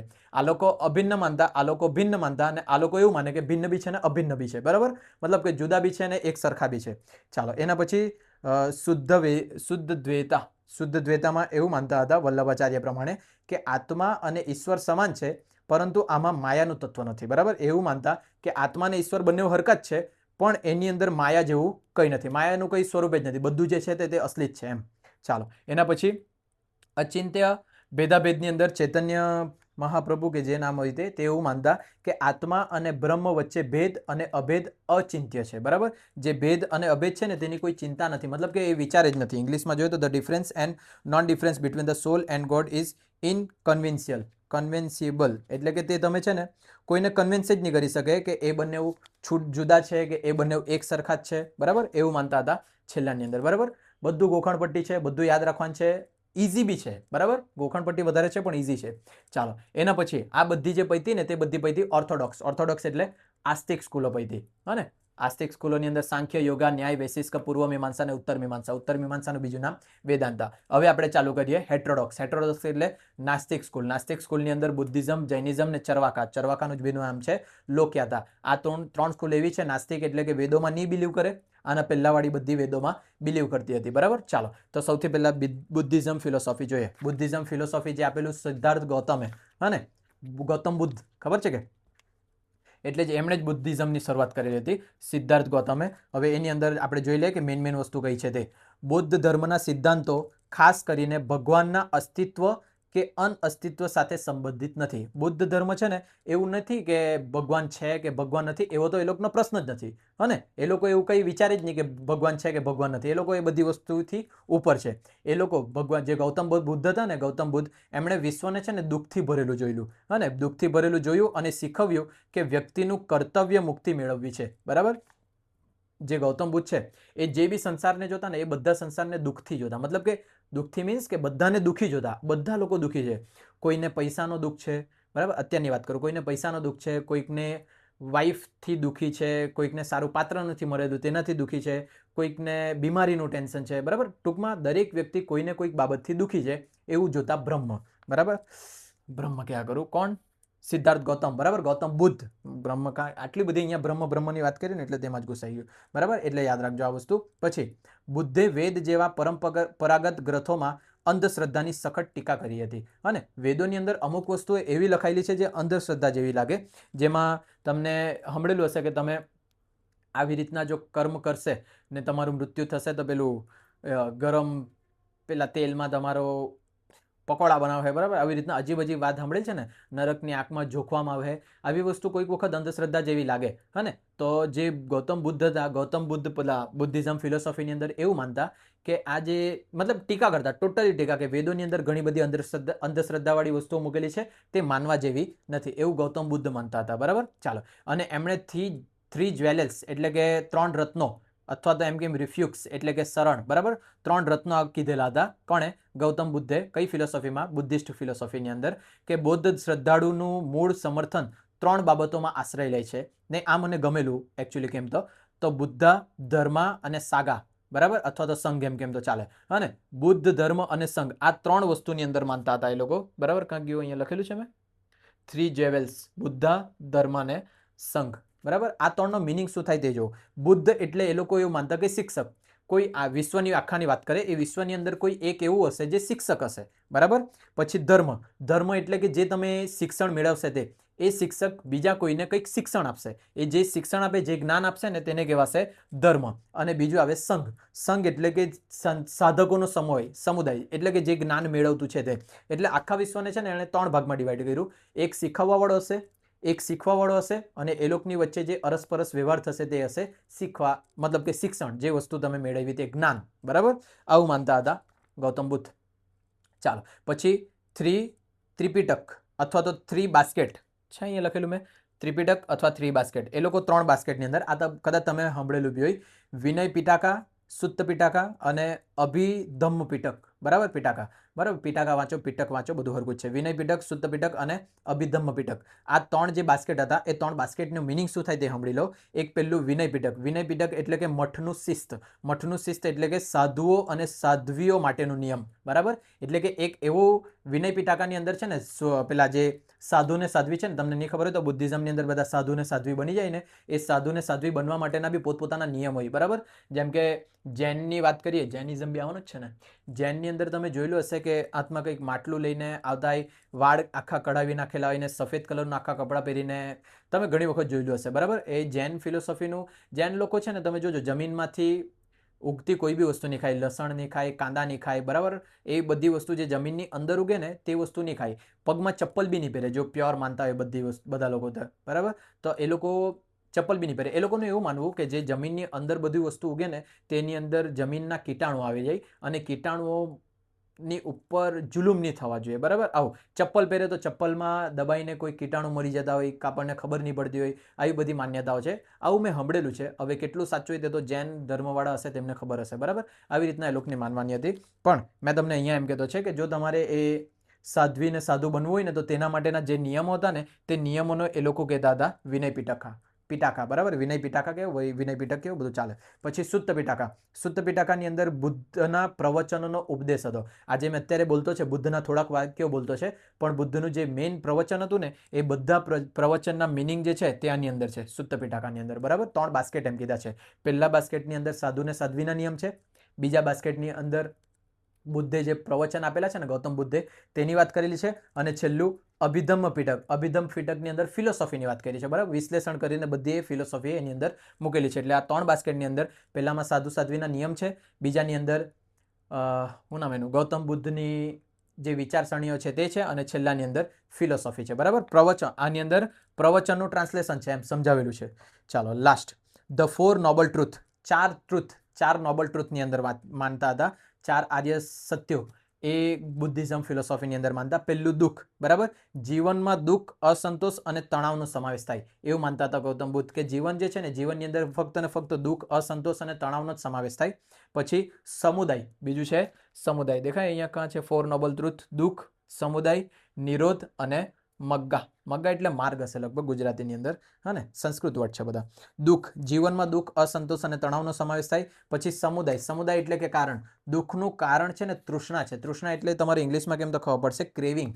અને કઈ વસ્તુની તમને ક્રેવિંગ હોય ને, તો જ તમને દુઃખ થાય. જોજો, જેમ કે તમને એમ કેમ કે જે ખાવાની કોઈ વસ્તુ તમે બહાર જવાના છે, ખાવાના છે, આજે તમારું એમ ફૂલ ક્રેવિંગ થતી છે, જો એ ખાવાની વસ્તુ તમને નહીં મળે ને તો તમારા અંતર્મનમાં દુઃખ ઉત્પન્ન થાય, બરાબર. પછી જો ધારો કે કોઈ પાત્રને તમે પસંદ કરતા હોય તો એને છે ને તમારે તમારા લાઈફમાં જોડવાની ક્રેવિંગ હોય કે એ મારા સાથે આવા જીવન રહેવા જોઈએ, તો એ જો તમારા સાથે નહીં રહે તો તેનાથી તમને દુઃખ થાય, બરાબર. તમારા માતા પિતા પ્રત્યે તમને ક્રેવિંગ હોય કે તેમના પાસેથી તમને લાગણી મળે, તેમના પાસેથી કંઈક એવી વસ્તુઓ પ્રાપ્ત થાય કે જે તમારા માટે હિતની હોય, પણ જો તેમના તરફથી એ વસ્તુ પ્રાપ્ત નહીં થાય ને તો ત્યારે તમને દુઃખ થાય. ટૂંકમાં ગૌતમ બુદ્ધ એમ કહેતા હતા કે દુઃખનું મેઇન કારણ છે ક્રેવિંગ, તૃષ્ણા, એમ ઈચ્છા, બરાબર. આ બધી વસ્તુઓ દુઃખનું કારણ છે. જો તમે ઈચ્છા જ નહીં રાખે ને કોઈથી, જો એમ કે કોઈથી તમે એવું જ નહીં રાખે કે ઉમ્મીદ નહીં રાખે ને, કોઈથી ઉમ્મીદ નથી રાખવાના કઈ વસ્તુથી, તો તમને જિંદગીમાં દુઃખ નહીં થાય. તમને તો ખબર પડશે હા આ તો બધું થાય જ, નોર્મલ જ છે, એમ એવું જ રહેવા જોઈએ એકચ્યુઅલી, અને એવું જ રાખવાનું જ. ચાલો પછી નિરોધ એટલે દુઃખનો અંત. દુઃખનો અંત આવી શકે એને નિરોધ અથવા તો નિર્વાણ કહેતા હતા. એ દુઃખનો અંત આવશે તે અષ્ટાંગ માર્ગથી. હા ને, પહેલામાં અષ્ટાંગ યોગ હતા યોગાની અંદર, અને આની અંદર છે અષ્ટાંગ માર્ગ. એ અષ્ટાંગ માર્ગ તમે અપનાવે ને તો તમે દુઃખનું નિવારણ કરી શકે, બરાબર. તો અહીંયા જે છે અષ્ટાંગ માર્ગ લખેલા છે, જેની અંદર છે પહેલું વિઝડમની અંદર રાઇટ વ્યૂ, રાઇટ રિસોલ્વ, બરાબર. એથિકલ કન્ડક્ટની અંદર રાઇટ સ્પીચ અને એક્શન અને લાઇવહુડ. અને મેન્ટલ ડિસિપ્લિનની અંદર 3 પ્રકાર છે. 3 પ્રકારની અંદર પેલા ટોટલ 8 પ્રકાર પડ્યા છે. વિઝડમની અંદર 2 પ્રકાર છે, એથિકની અંદર 3 પ્રકાર છે, અને બાકીના 3 પ્રકાર આની અંદર છે. 3, 3, 6 અને 2, 8 પ્રકાર છે. મેન્ટલ ડિસિપ્લિનની અંદર છે એફર્ટ્સ, માઇન્ડફુલનેસ અને કોન્સન્ટ્રેશન્સ, બરાબર. સમજીએ આપણે બધી વસ્તુ.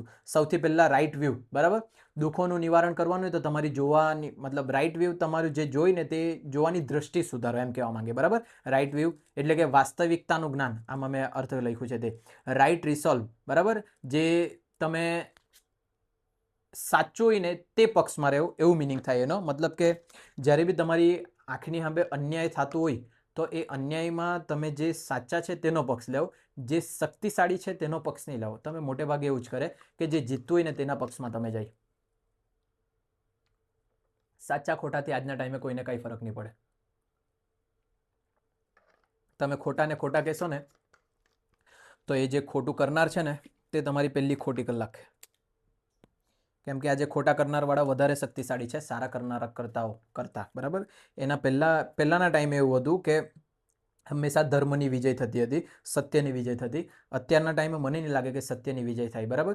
વિજય એની જ થાય જેને લલ્લુ બનાવતા આવડતું રહેશે, બરાબર. એટલે ધ્યાન રાખજો. પણ તે છતાં આપણે તો જ્ઞાન મેળવવાનું છે, તો જ્ઞાન અસલીવાળું બી મેળવજો. ખાલી ફોકટ કોઈની ડીંગલીમાં પડવાનું નહીં, બરાબર.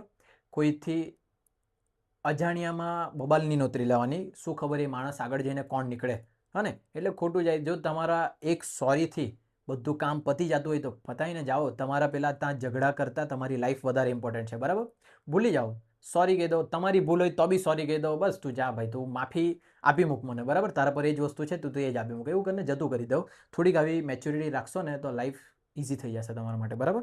ચાલો, હા ને. ભણવા સાથે આ બધી વાત કાથી નીકળી આવ્યા કરે. Right view, right resolve. એના પછી છે એથિકલ કન્ડક્ટની અંદર રાઇટ સ્પીચ, વ્યવસ્થિત બોલવું, સાચું બોલવું.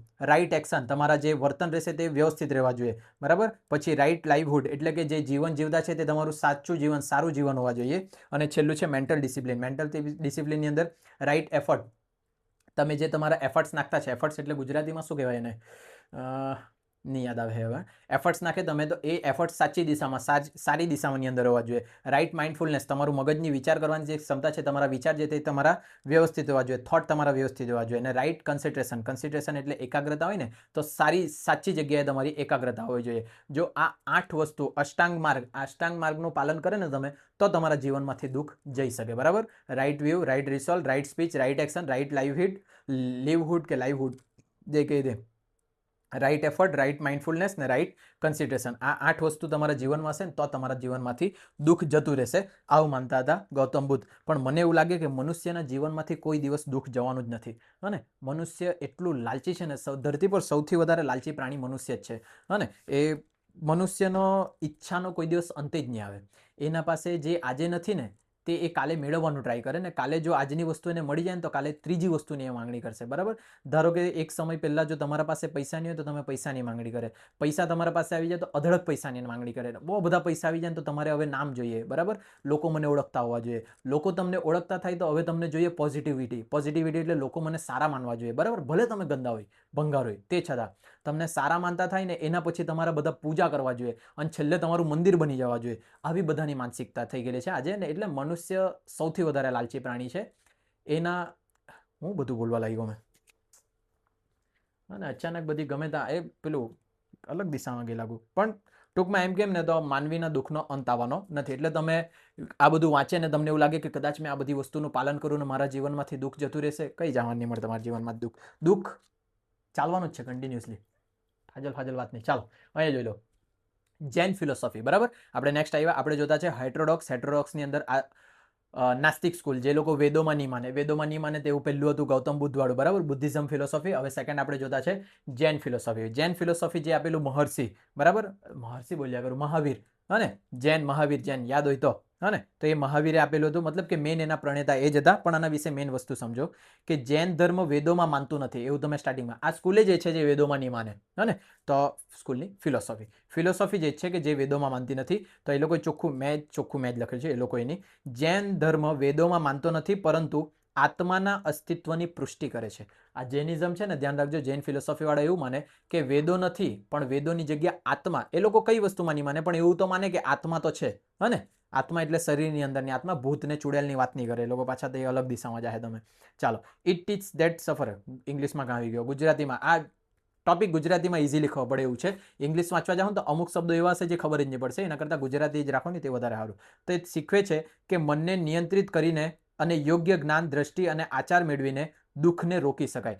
જૈનિઝમ બી દુઃખ માટે જ વાત કરતા હતા, દુઃખને રોકવા માટેની જ વાત કરતા છે. દુઃખને રોકી શકાય કેવી રીતના? તે શરીરને અને મનને નિયંત્રિત કરીને યોગ્ય જ્ઞાન, દ્રષ્ટિ અને આચાર મેળવીને દુઃખને કંટ્રોલ કરી શકવાનું, એવું માનતા હતા જૈનિઝમ વાળા. પણ મેં જેવું કે તમને કીધું, દુઃખનું કોઈ કંટ્રોલ નથી. બરાબર, આજે કોઈ બીજી વસ્તુથી દુઃખ થાય તો કાલે કોઈ બીજી વસ્તુથી દુઃખ થશે. એટલે દુઃખને જ લાઈફનો એક પાર્ટ બનાવીને આગળ વધ્યા કરો, ફ્લો સાથે જાયા કરો. કંઈ થવા નહીં મળે, જે થવાનું હશે તે થશે જ. તમે છે ને તમારું ખાલી પ્રયત્ન નહીં છોડો. બરાબર, જે તમે કરતા છે ને તેમાં તમારું 100% આપો અને કરતા જાઓ. અને ધ્યાન રાખજો, થોડુંક ચેન્જ લાવતા જાઓ. તમે આજે જે લાઈફમાં સ્ટાર્ટ કર્યું છે ને એ જેવું સ્ટાર્ટ કર્યું તેવું જ નહીં રાખો. એ થોડુંક માઇનર 2%, 5%નું ચેન્જ લાવતા જાઓ. એમાં નથી ગમતું આખું ટોપિક જ ચેન્જ કરી નાખો, કંઈ બીજું જ કરવાનું ચાલુ કરી દો. હવે થોડુંક ચેન્જ લાવશે ને તો તમારા લાઈફમાં છે ને પેલું સ્ટ્રગલ કિક રહેશે, એમ કે ને કિક, તો એ કિક રહેશે ને તો તમને જીવવાની મજા આવશે. બાકી એક રોબોટની જેમ સવારે ઉઠશે, કામ પર ગયા, સાંજે આવ્યા, રીલ જોઈ, ખાઈ પીને હોઈ ગયા, પાછા ઉઠ્યા, કંપની ગયા, પાછું રીલ જોઈને હોઈ ગયા, કોઈ કિક નહીં રહે. તો તમારી લાઈફમાં દુઃખ જ દુઃખ રહે. પણ છે ને દરરોજ કંઈક ને કંઈક નવું કરવાનું હશે ને, આજે કંઈક નવું, જેમ કે મેં ટ્યુશનની અંદર છે ને હંમેશા કંઈક ને કંઈક નવું આપું. એવરી યર મારું નવા મટીરિયલ હોય. બરાબર, કંઈક ને કંઈક નવું વસ્તુ એડ કરું, કંઈક નવી વસ્તુ કાઢું. બરાબર, આવી વસ્તુ કરતો રહે. એટલે છે ને મને જેમ એક્સાઇટમેન્ટ રહે કે મારે કંઈક કરવું છે અલગ, હને જેમ કે આ વખતે મેં જીસેટનું પેપર ક્વોલિફાઈ કર્યું એટલે મને એમ થયું કે જીસેટ વાળું ચાલુ કરી નાખું, ગમ્યા કરે. કદાચ આ વ્યવસ્થિત થઈ ગયું ને કદાચ જો મને કોઈક વ્યવસ્થિત સ્પોન્સર મળી જાય કે જે મને પેલું સ્માર્ટ બોર્ડ લગાડે દે, બરાબર, એની સ્પોન્સરની અંદર શું રહે, બોર્ડ લગાવ્યું એની પર એની એડવર્ટાઇઝ કરી દીધી એટલે કે એનું પ્રોડક્ટ વેચાવાનું ચાલુ થઈ જાય. બરાબર, એ સ્પોન્સર કરી નાખે તો આપણા બધા સ્ટુડન્ટ્સનું કામ થાય. તો જ મેં નેટનું કરાવ્યા, કેમ કે આ બધું લખ્યું એક જ લેક્ચરમાં મેં તમને બધું કમ્પ્લીટ કરાવી આપતો હતો. ખાલી આમ એક સ્લાઇડ નેક્સ્ટ કરતા બધું સમજાવતો જતા. બરાબર, પણ આ 3 કલાક કાઢીને બધું લખવાનું, 3 અલગ લેક્ચર લખવાના, એ બધામાં ટાઈમ બહુ લાગે. ને લગભગ મેં કેટલી બધી વખત આ વસ્તુ કીધું છે, કેમ કે એ મારા અંદરથી દુઃખ વ્યક્ત થાય કે આટલી મહેનત કરવા પડે મને અને એના મને રૂપિયાનો બી ફાયદો નહીં થાય. બહુ ખોટા માર્ગે આજે જતો છે મેં આવી બધી ફિલોસોફી ભણાવવામાં. ચાલો, આ જૈન ફિલોસોફી એવું માનતા કે આ ફિલોસોફી મૂળ રૂપે પ્રથમ તીર્થકર ઋષભદેવ દ્વારા શરૂ કરવામાં. આ યાદ રાખજો, મોસ્ટ ટાઈમ વસ્તુ કે જે જૈન ફિલોસોફી છે સૌ પ્રથમ વખત કોના દ્વારા સ્ટાર્ટ કરેલી? ઋષભદેવ દ્વારા. બરાબર, તીર્થકર. એની અંદર બધા તમને નહીં ખબર ને તો જૈન બધા તીર્થકર મતલબ કે તીર્થ પર જાય. તો તેમાં પ્રથમ તીર્થકર હતા ને જે સૌથી પહેલી વખત તીર્થ પર ગયેલા હતા, તીર્થયાત્રા કરેલી, તે હતા ઋષભદેવ અને તેમના દ્વારા જ આની સ્થાપના થયેલી હતી. બરાબર, અને પછી તમે એમ કહેતા મહાવીરમાં નું શું કામ એમ, તો જે મહાવીર જે છે ને, મહાવીર હવે એમની આગળ શ્રી લગાડવું કે મહર્ષિ લગાડવું મને નહીં ખબર, એટલે મેં ખાલી નામથી જ બોલાવતો છે, એમનું ઇન્સલ્ટ કરવાની ટ્રાય નથી કરતો. બરાબર, એટલે ખોટી દિશામાં નહીં લઈ જતા. તો આ જે મહાવીર જે છે તે 24માં અને છેલ્લા તીર્થકર છે. જે આ તીર્થકર પ્રથમ સ્ટાર્ટ કર્યું ને તે ફર્સ્ટ સ્ટાર્ટ કરવાવાળા હતા ઋષભદેવ અને 24માં તીર્થકર હતા મહાવીર. બરાબર, હવે એ મહાવીર 24માં ને છેલ્લા, એમના પછી કોઈ તીર્થયાત્રા કર્યું નથી, મતલબ તીર્થકર નથી. હવે આ મેઇન તીર્થકરનો મિનિંગ શું થાય તે તો હવે જૈન ફિલોસોફી મતલબ કે જૈન લોકોને જ ખબર હશે, મને બી એક્ઝેક્ટ ખબર નથી. મને મોટે ભાગે બધી કોમ્યુનિટીનું થોડું ખબર છે પણ બધું પૂરેપૂરું જ્ઞાન નથી મને બી. ચાલો, તો ઋષભદેવ દ્વારા જે ફર્સ્ટ ટાઈમ સ્ટાર્ટ કરેલું 24માં તીર્થકર હતા મહાવીર. વર્ધમાન મહાવીર અહીંયા લખેલ છે, કદાચ એ જેમને માન સન્માનમાં બોલાવતા હશે. તો જે વર્ધમાન મહાવીર હતા તેમને ધર્મને એક મહાન પ્રેરણા પૂરી પાડી હતી. શરૂઆત તો વૃષભદેવે જ કરી, પણ મેન એમાં ફાળો આપનાર હતા વર્ધમાન મહાવીર. બરાબર, એ વ્યક્તિએ એમની અંદર વધારે ફાળો આપેલો. મહાવીર મતલબ જોયેલું છે, મને ખબર છે, પણ એમના મેઇન કામ શું છે તે મને નહીં ખબર. ચાલો, તો જૈન ફિલોસોફીના સ્થાપક હતા. એ સ્થાપક બોલે તો મેઇન કામ કર્યું એમણે, સ્થાપક તો કોઈ બીજું હતું. ચાલો, પછી અલ્ટિમેટ નોલેજ એન્ડ લિબરેશન, પરમ જ્ઞાન અને મુક્તિની વાત કરી એમણે. તો સૌથી પહેલા આપણે અલ્ટિમેટ નોલેજની વાત કરીએ. આ ત્રણ લખ્યું છે ને, અલ્ટિમેટ નોલેજ, લિબરેશન અથવા નિર્વાણા અને રાઇટ કન્ડક્ટ. આ ત્રણની અંદરની વાત કરીએ આપણે. તો સૌથી પહેલા અલ્ટિમેટ નોલેજ. એ લોકો ફક્ત કેલ્વિન અનંત જ્ઞાન ધરાવતા ને જ સંપૂર્ણ સત્ય જાણે છે. બાકીના બધા ફક્ત આંશિક જવાબ જાણે છે. આનો મિનિંગ સમજો. જે લોકોને સંપૂર્ણ જ્ઞાન છે ને, ટોટલ બધું જ્ઞાન, એવો વ્યક્તિ આખા વિશ્વમાં ખાલી એક જ છે. કોણ? રાજપૂત આયુષ ગાંડા વિચાર્યા કરે. અને આ જે પરમ સત્ય, મતલબ કે જેને સંપૂર્ણ જ્ઞાન છે, સ્ટાર્ટિંગ A to Z બધી વસ્તુનું જ્ઞાન હોય ને, એ અનંત જ્ઞાન ધરાવનારાને જ સત્ય ખબર છે. તે સિવાય કોઈને સત્ય ખબર નથી, એવું માનતા કોણ? જૈન ફિલોસોફીની અંદર અલ્ટિમેટ નોલેજની અંદર. બરાબર, અલ્ટિમેટ નોલેજમાં એવું માનતા એ લોકો કે જેને સંપૂર્ણ જ્ઞાન છે, A to Z બધી વસ્તુનું જ્ઞાન છે. બરાબર, સુખ શું છે, દુઃખ શું છે, મોક્ષ શું છે, પછી ટૂંકમાં એ જ A to Z બધી વસ્તુનું નોલેજ. એમાં પછી સાયન્સ, કોમર્સ, આર્ટ્સ બધું એવું બધું નહીં વિચારવા લાગતા. અને જેને સંપૂર્ણ સત્ય જાણતા છે, બધી સચ્ચાઈ ખબર છે, જેને ખબર છે કે આના પછી શું થવાનું છે એ ખબર. જેમ કે મેં એમ કેમ કે બ્રહ્માજીને બધું ખબર, જો હોય અસ્તિત્વ એમનું, તો બ્રહ્માજીને બધું ખબર છે શરૂઆત ક્યાંથી થઈ અને અંત ક્યાંથી થવાનું છે. બરાબર, પછી જો વિષ્ણુ દેવતા હોય, જો વિષ્ણુ ભગવાન હોય, તો વિષ્ણુ ભગવાનને ખબર હશે કે શરૂઆત ને અંત શું છે. બરાબર, પછી શિવજી હોય તો શિવજીને ખબર હશે સ્ટાર્ટિંગથી એન્ડ શું છે. અને જો મુસ્લિમ કોમ્યુનિટીની વાત કરીએ, એ લોકો જે એમને માનતા હોય, લગભગ અલ્લાહ કે જેમને માનતા હોય તે, તો એમનું જો અસ્તિત્વ હોય તો એમને ખબર હશે સ્ટાર્ટિંગથી એન્ડિંગ સુધી શું છે. પછી ઈસુ ખ્રિસ્તની અંદર એ લોકો કોને માને? Christian community. બરાબર, ખબર નહીં, હાલેલુયા બોલે, પેલા એમ ખીલ્લી મારીને કંઈક લટકાવેલું હતું ને, એમનું નામ શું હતું? બરાબર, યાદ નથી આવતું. પણ એ જો ધારો કે એમનું અસ્તિત્વ હશે, તો એ લોકોને બધું ખબર હશે. મતલબ ટૂંકમાં મેં શું કહેવા માંગુ, જૈન ફિલોસોફી વાળા એવું માનતા કે જેમને પરમ સત્યની જાણ હશે ને, જેમને ટોટલી બધી વસ્તુ ખબર હશે ને, તે જ શું?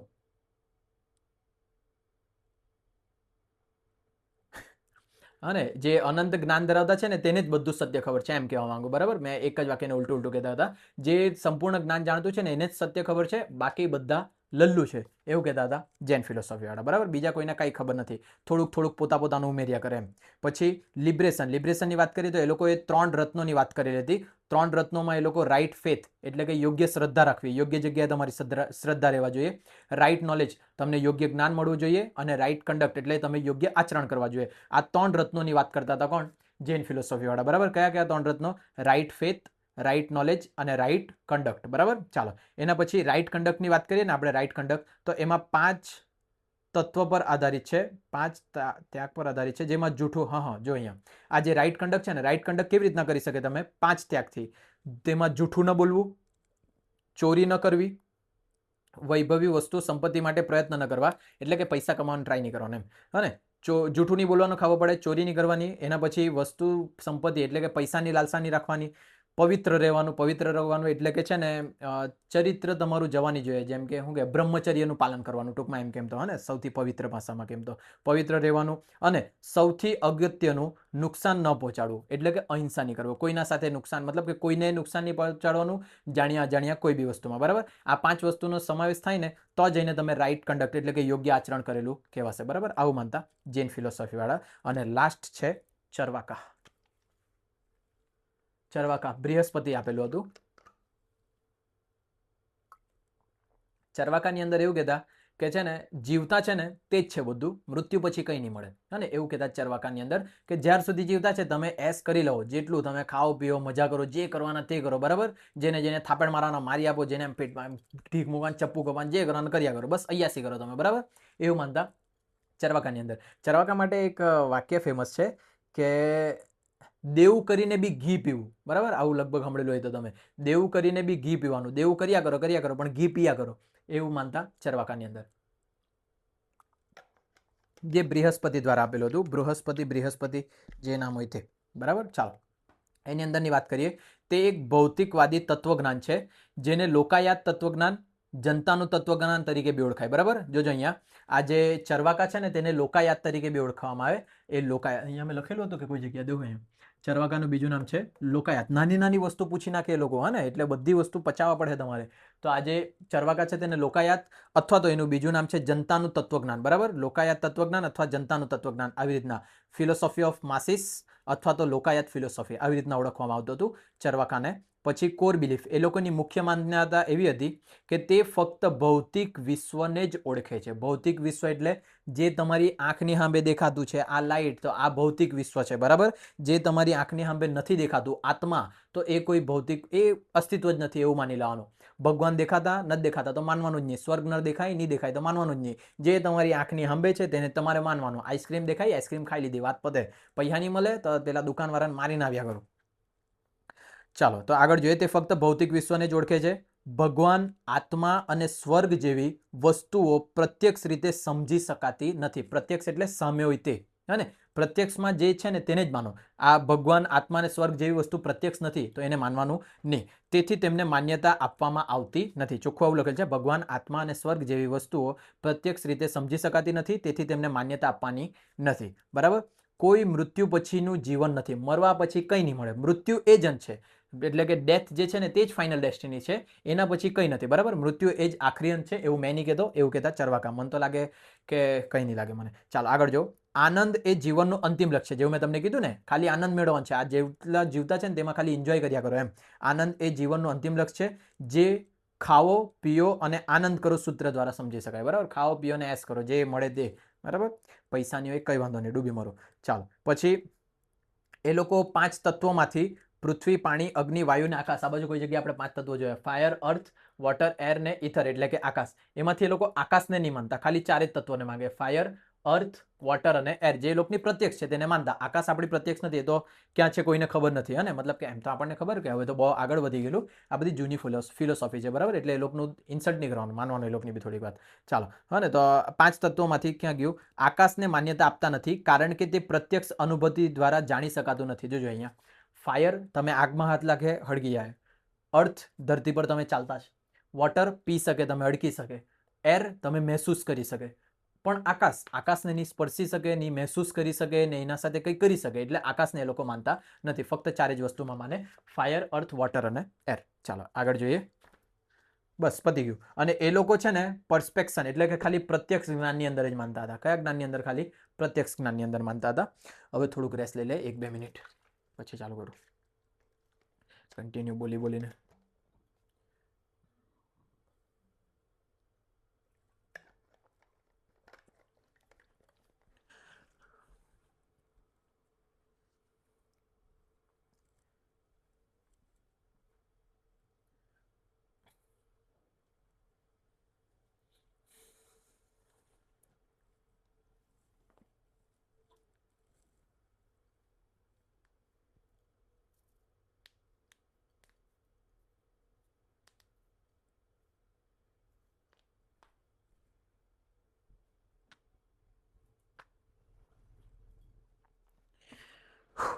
ચાલો જો સ્ટાર્ટ કરીએ. પ્રમાણા, હા ને, પ્રમાણા એટલે કે મેં તમને તમારી ભાષામાં કહી દેમ ને તો પ્રમાણા એટલે કે જે તમે જ્ઞાન મેળવે ને એ કેવી રીતના તમને જ્ઞાન મળે ને એ બધા જ્ઞાનને એ લોકોએ ટોટલ 6 ભાગમાં ડિવાઈડ કરેલા છે.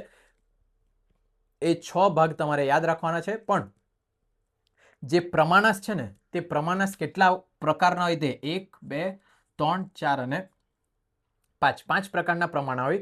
અને એ પ્રમાણાની અંદર એ લોકો કયા ભાગે જ્ઞાન મેળવે તેની વાત નીચે કરવાની છે આપણે. તો જો અહીંયા ટૂંકમાં મેં તમને સાદી ભાષામાં કેમ ને તો તમે જે જ્ઞાન મેળવે, જ્ઞાન કેવી રીતના મેળવે? તમે કોઈનું સાંભળીને જ્ઞાન મેળવે, ક્યાંક જોઈને જ્ઞાન મેળવે, કદાચ ધારો કે એમ તો આ ઇંક નથી ચાલતી, પડતી નથી, તો એનાથી મને ખબર પડ્યું કે આની અંદર ઇંક પૂરી થઈ ગયેલી, આવી રીતના જ્ઞાન મેળવે. બરાબર, ટૂંકમાં કોઈ બી રીતના તમે જ્ઞાન મેળવે ને તો એ બધા જ્ઞાનનું વર્ગીકરણ છે અહીંયા. બરાબર, એ વર્ગીકરણ જ જોવાનું છે. સિમ્પલ છે એકદમ, કંઈ હાર્ડ નથી. પણ આ તમારે ગોખવા પડે. આ સમજીએ આપણે, પણ આ ગોખવા મળે.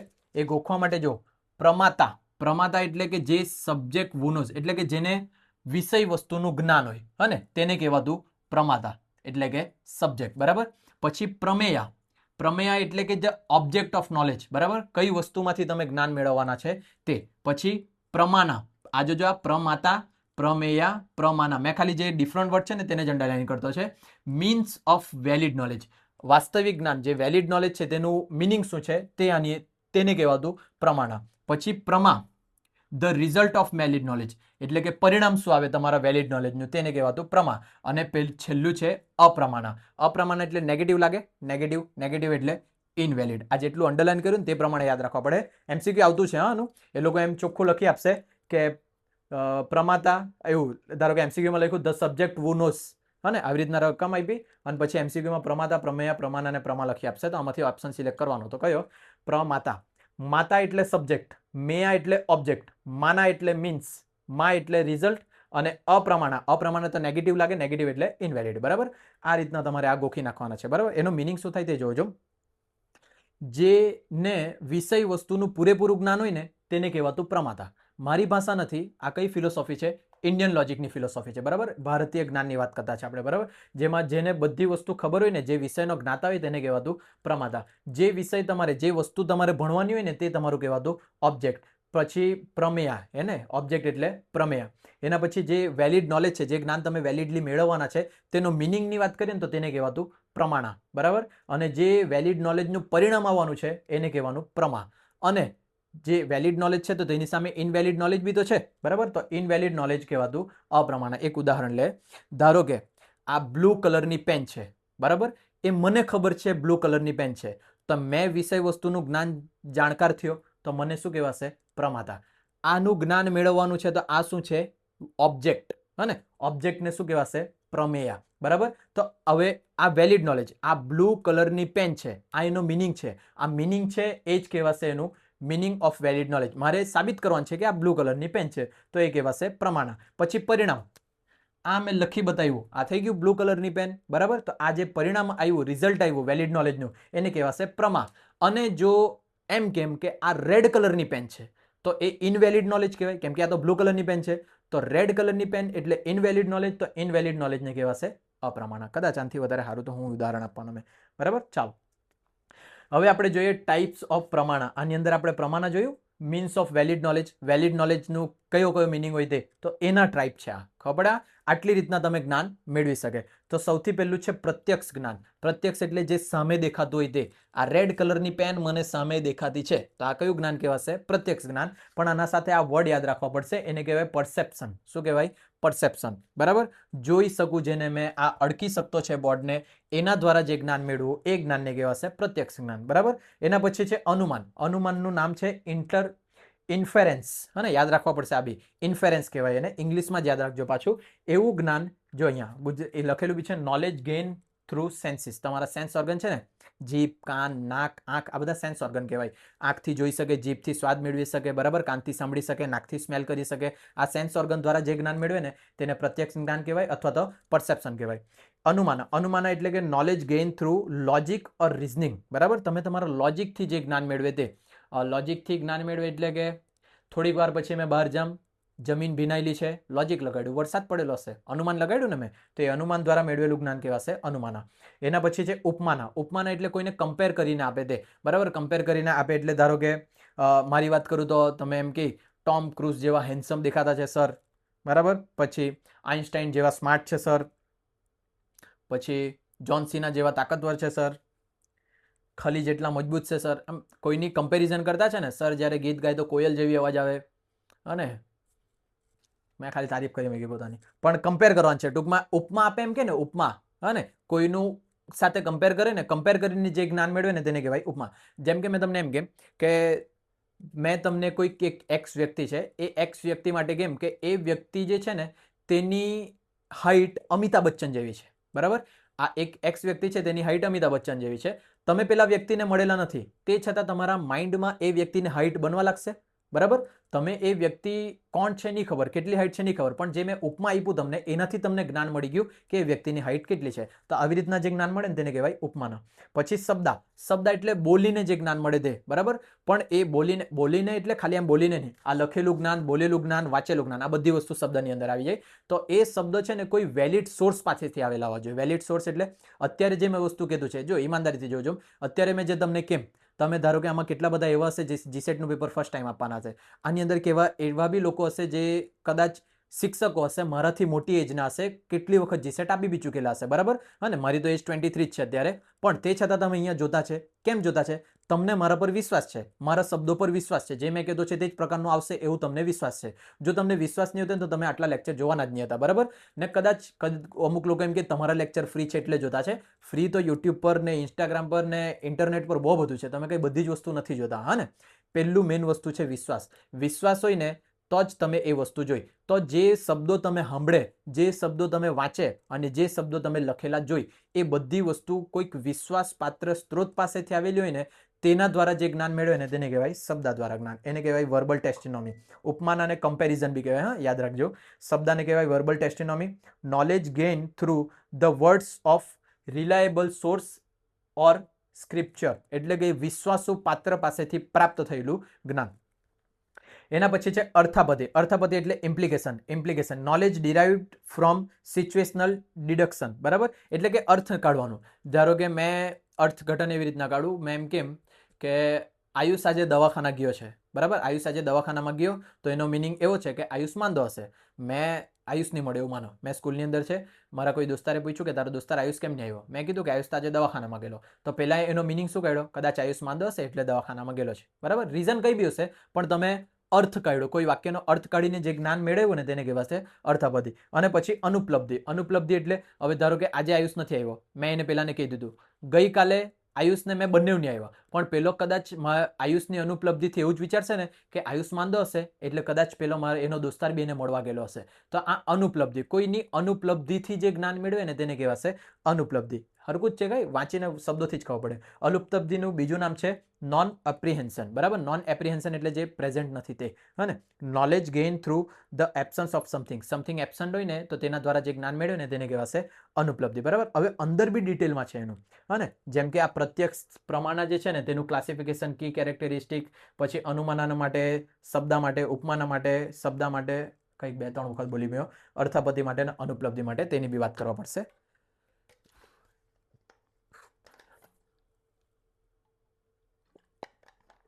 ચાલો તો જોઈએ. હવે મારે આનો સહારો લેવા પડે.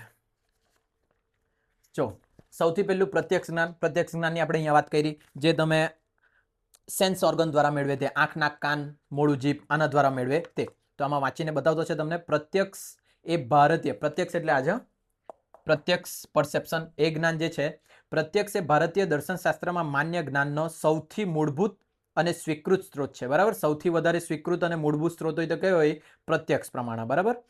તે ઇન્દ્રિય અને પદાર્થ વચ્ચેના સંપર્ક દ્વારા પ્રાપ્ત થતું સીધું અને તાત્કાલિક જ્ઞાન છે.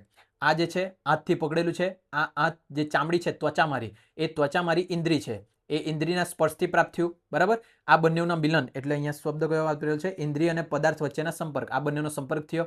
આ મારી આંખ છે, આ પદાર્થ છે, આ બંનેનો સંપર્ક થયો ત્યારે મેં એને જોઈ શક્યું. તો આ જે બે ઇન્દ્રિય અને પદાર્થ વચ્ચેનો સંપર્ક થાય ને, એ સંપર્ક દ્વારા જે જ્ઞાન મળે ને એ જ્ઞાનને કહેવાય પ્રત્યક્ષ જ્ઞાન, બરાબર. એના બે ભાગ છે, ક્લાસિફિકેશન ઓફ પરસેપ્શન્સ, બરાબર. પરસેપ્શન એટલે જ પાછું પ્રત્યક્ષ જ્ઞાન. એ બંને શબ્દો યાદ રાખવા પડે, કેમ કે પેપરમાં એ લોકો એવું પૂછી નાખશે કે પરસેપ્શનના પ્રકાર જણાવો અથવા પરસેપ્શનનો મિનિંગ. તો નીચે 4 ઓપ્શન હશે, પણ તમને પરસેપ્શન એટલે પ્રત્યક્ષ ખબર હશે તો તમે જવાબ આપી શકશે, બરાબર. હા ને, એટલે ધ્યાન રાખજો આ વસ્તુનું.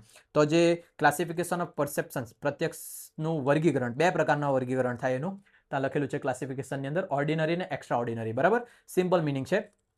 ઓર્ડિનરી એટલે લૌકિક અથવા તો સાધારણ. લૌકિક અથવા સાધારણ એમ કે ને તેને જ કહેવાય ઓર્ડિનરી. ઓર્ડિનરી એટલે જે તમારા ઇન્દ્રિયો દ્વારા પ્રાપ્ત થાય તે, જેમાં ઇન્દ્રિયમાં 5 ઇન્દ્રિય આવે, આમાં લખેલ છે ચોખ્ખી મેં. નાક, ત્વચા, આંખ, કાન અને જીભ. નાક, ત્વચા એટલે સ્કિન, આંખ, કાન અને જીભ, આ તમારી 5 ઇન્દ્રિયો છે. આના દ્વારા જે જ્ઞાન મેળવશે ને તે જ્ઞાનને કહેવાશે ઓર્ડિનરી અથવા તો લૌકિક અથવા સાધારણ જ્ઞાન. અને એના પછી આવે એક્સ્ટ્રા ઓર્ડિનરી, અલૌકિક અથવા તો અસાધારણ જ્ઞાન. આ અનુભૂતિ સામાન્ય ઇન્દ્રિયોની મર્યાદા પર છે, જેમ કે દિવ્ય દ્રષ્ટિ. એમ કે તમે છઠ્ઠી ઇન્દ્રિય, મને અંદરથી એવું થયા કરે કે આવું થાય. આ જે જ્ઞાન છે ને, મતલબ કે જે તમે મેળવે એને કહેવાશે એક્સ્ટ્રા ઓર્ડિનરી પ્રત્યક્ષ પ્રમાણ, બરાબર. એક્સ્ટ્રા ઓર્ડિનરી પ્રત્યક્ષ પ્રમાણ, જે અંદરથી ઊભું થાય, મારું સિક્સ સેન્સ કયા કરે, મને એવું લાગતું છે આવું થાય, આવી બધી મિનિંગ કહી દે. પછી એના કી કેરેક્ટરિસ્ટિક્સ, બરાબર, એટલે કે લાક્ષણિકતાની વાત કરીએ તો સૌથી પહેલું છે ડાયરેક્ટ કોગ્નિકેશન, બરાબર, સીધું જ્ઞાન. જ્યારે જ્ઞાનનો પદાર્થ ઇન્દ્રિયોના સંપર્કમાં આવે ત્યારે જ્ઞાન ઉત્પન્ન થાય. આ પેન, આ મેં પકડી, આ ડાયરેક્ટ જ્ઞાન આવી ગયું, બરાબર. સ્પર્શ દ્વારા ડાયરેક્ટ જ્ઞાન મળી ગયું. પછી મેમોરી વર્સિસ પરસેપ્શન. ઘણી વખત છે ને પરોક્ષ જ્ઞાન સ્મૃતિ યાદશક્તિ પર બી આધારિત હોય. બરાબર. લાસ્ટ ટાઈમ મારા સાથે જો લાસ્ટ ટાઈમ ઘડિયાળ એમ કેમ કે 12 વાગે ને તો ટીડિંગ ટીડિંગ થાય. એક વખતે ટીડિંગ ટીડિંગ થયું ત્યારે 12 વાગેલા હતા, તો બીજી વખત જ્યારે ટીડિંગ ટીડિંગ થાય ત્યારે મને ખબર પડી કે ને યાદશક્તિ કે હા ભાઈ પેલું ઘડિયાળમાં ટીડિંગ ટીડિંગ થાય ત્યારે 12 વાગે. આ યાદશક્તિ દ્વારા મેળવેલું જ્ઞાન છે. કેટલું ચિંદી ઉદાહરણ આપ્યું મેં. પછી જ્યારે પ્રત્યક્ષ એ તાત્કાલિક અને સીધો અનુભવ છે. પ્રત્યક્ષ એટલે એમ મેં આંખથી જોયું હા 12 વાગ્યા, આ મારું સીધે સીધું જ્ઞાન છે. બરાબર. એટલે આવી રીતના તમારા જ્ઞાન મળતા હોય. શેની અંદર? પ્રત્યક્ષની અંદર. પછી સેન્સરી પરસેપ્શન્સ એટલે કે ઇન્દ્રિયજન્ય દ્રષ્ટિ.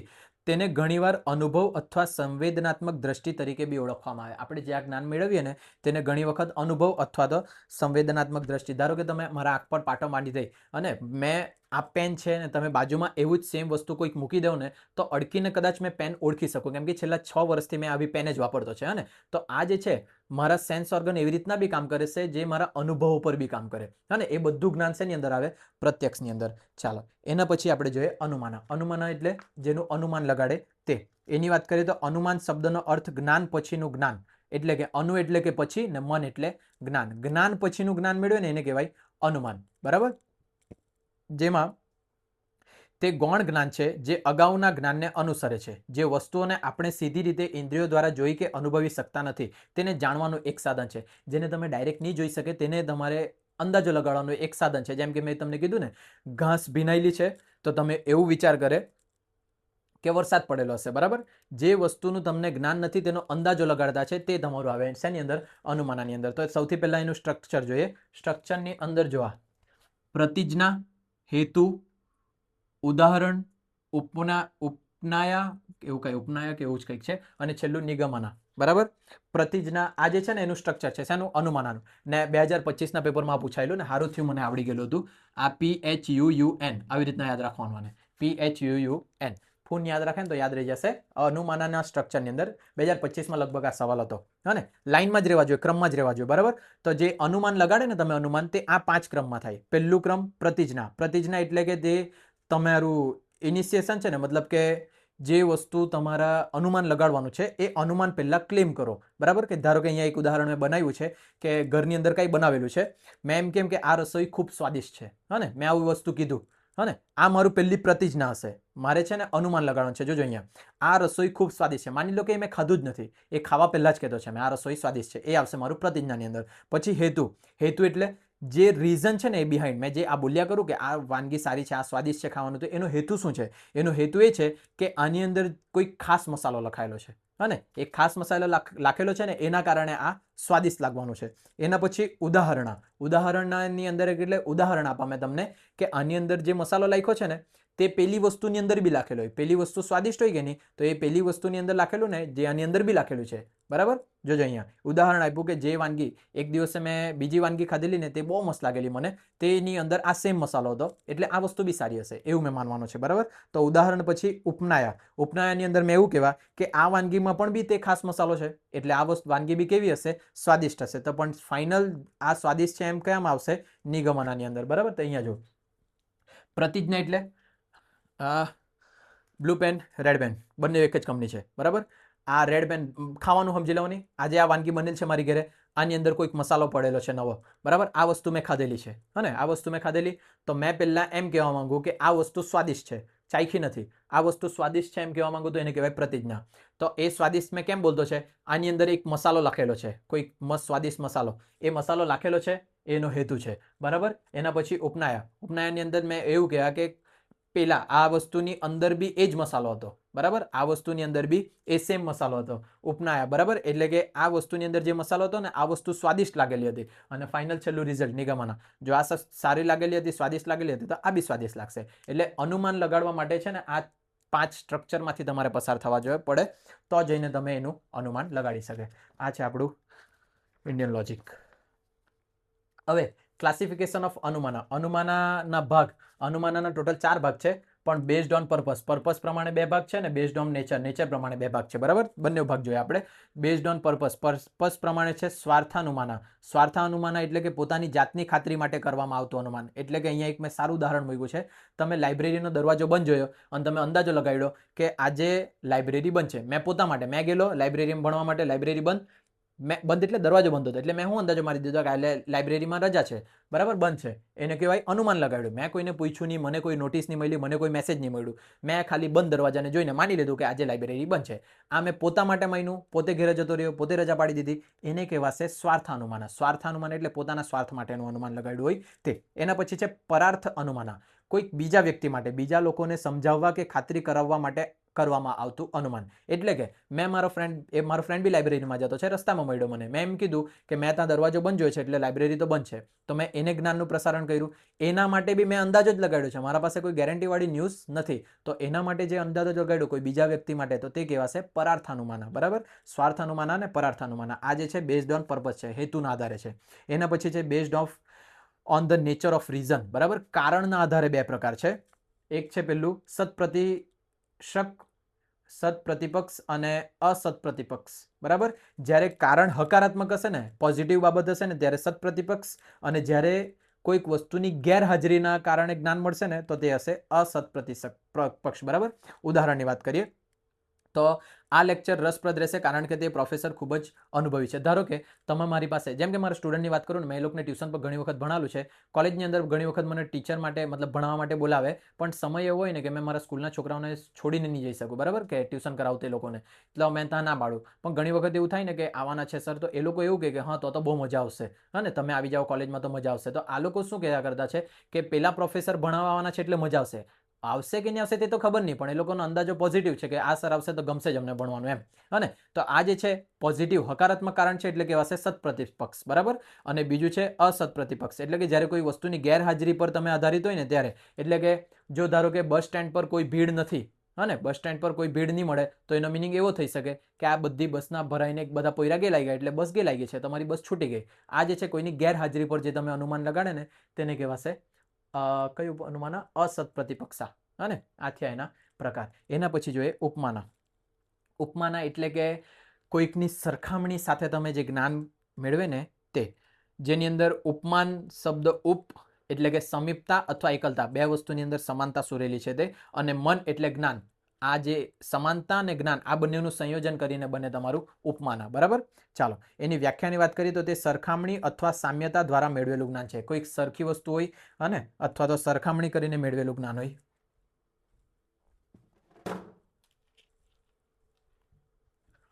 પગ દુખી ગયા મારા બી.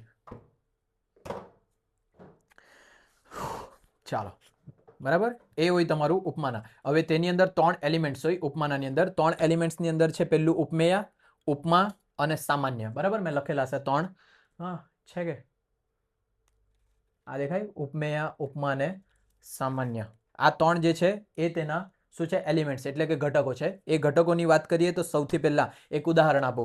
ધારો કે તમે એમ કહે કે આયુષ સરનું મુખ ચંદ્ર જેવું છે, બરાબર, આવી રીતના સરખામણી કરે ને સુંદરતા માટે, તો આયુષ સરનું મુખ જે છે ચંદ્ર જેવું છે એવું જો તમે કહેવા માંગતા હોય તો તેની અંદર જે આયુષ છે ને, આયુષ, તે આવશે તમારું ઉપમેય. જેની સરખામણી કરતા હોય ને, જેની સરખામણી, તેને કહેવાય ઉપમેય. બરાબર, પછી બીજું છે ઉપમા. ઉપમા એટલે જેની સાથે સરખામણી કરતા હોય. તમે કોની સાથે સરખામણી કરતા છે? ચંદ્ર સાથે, તો ચંદ્ર એ શું છે? ઉપમા.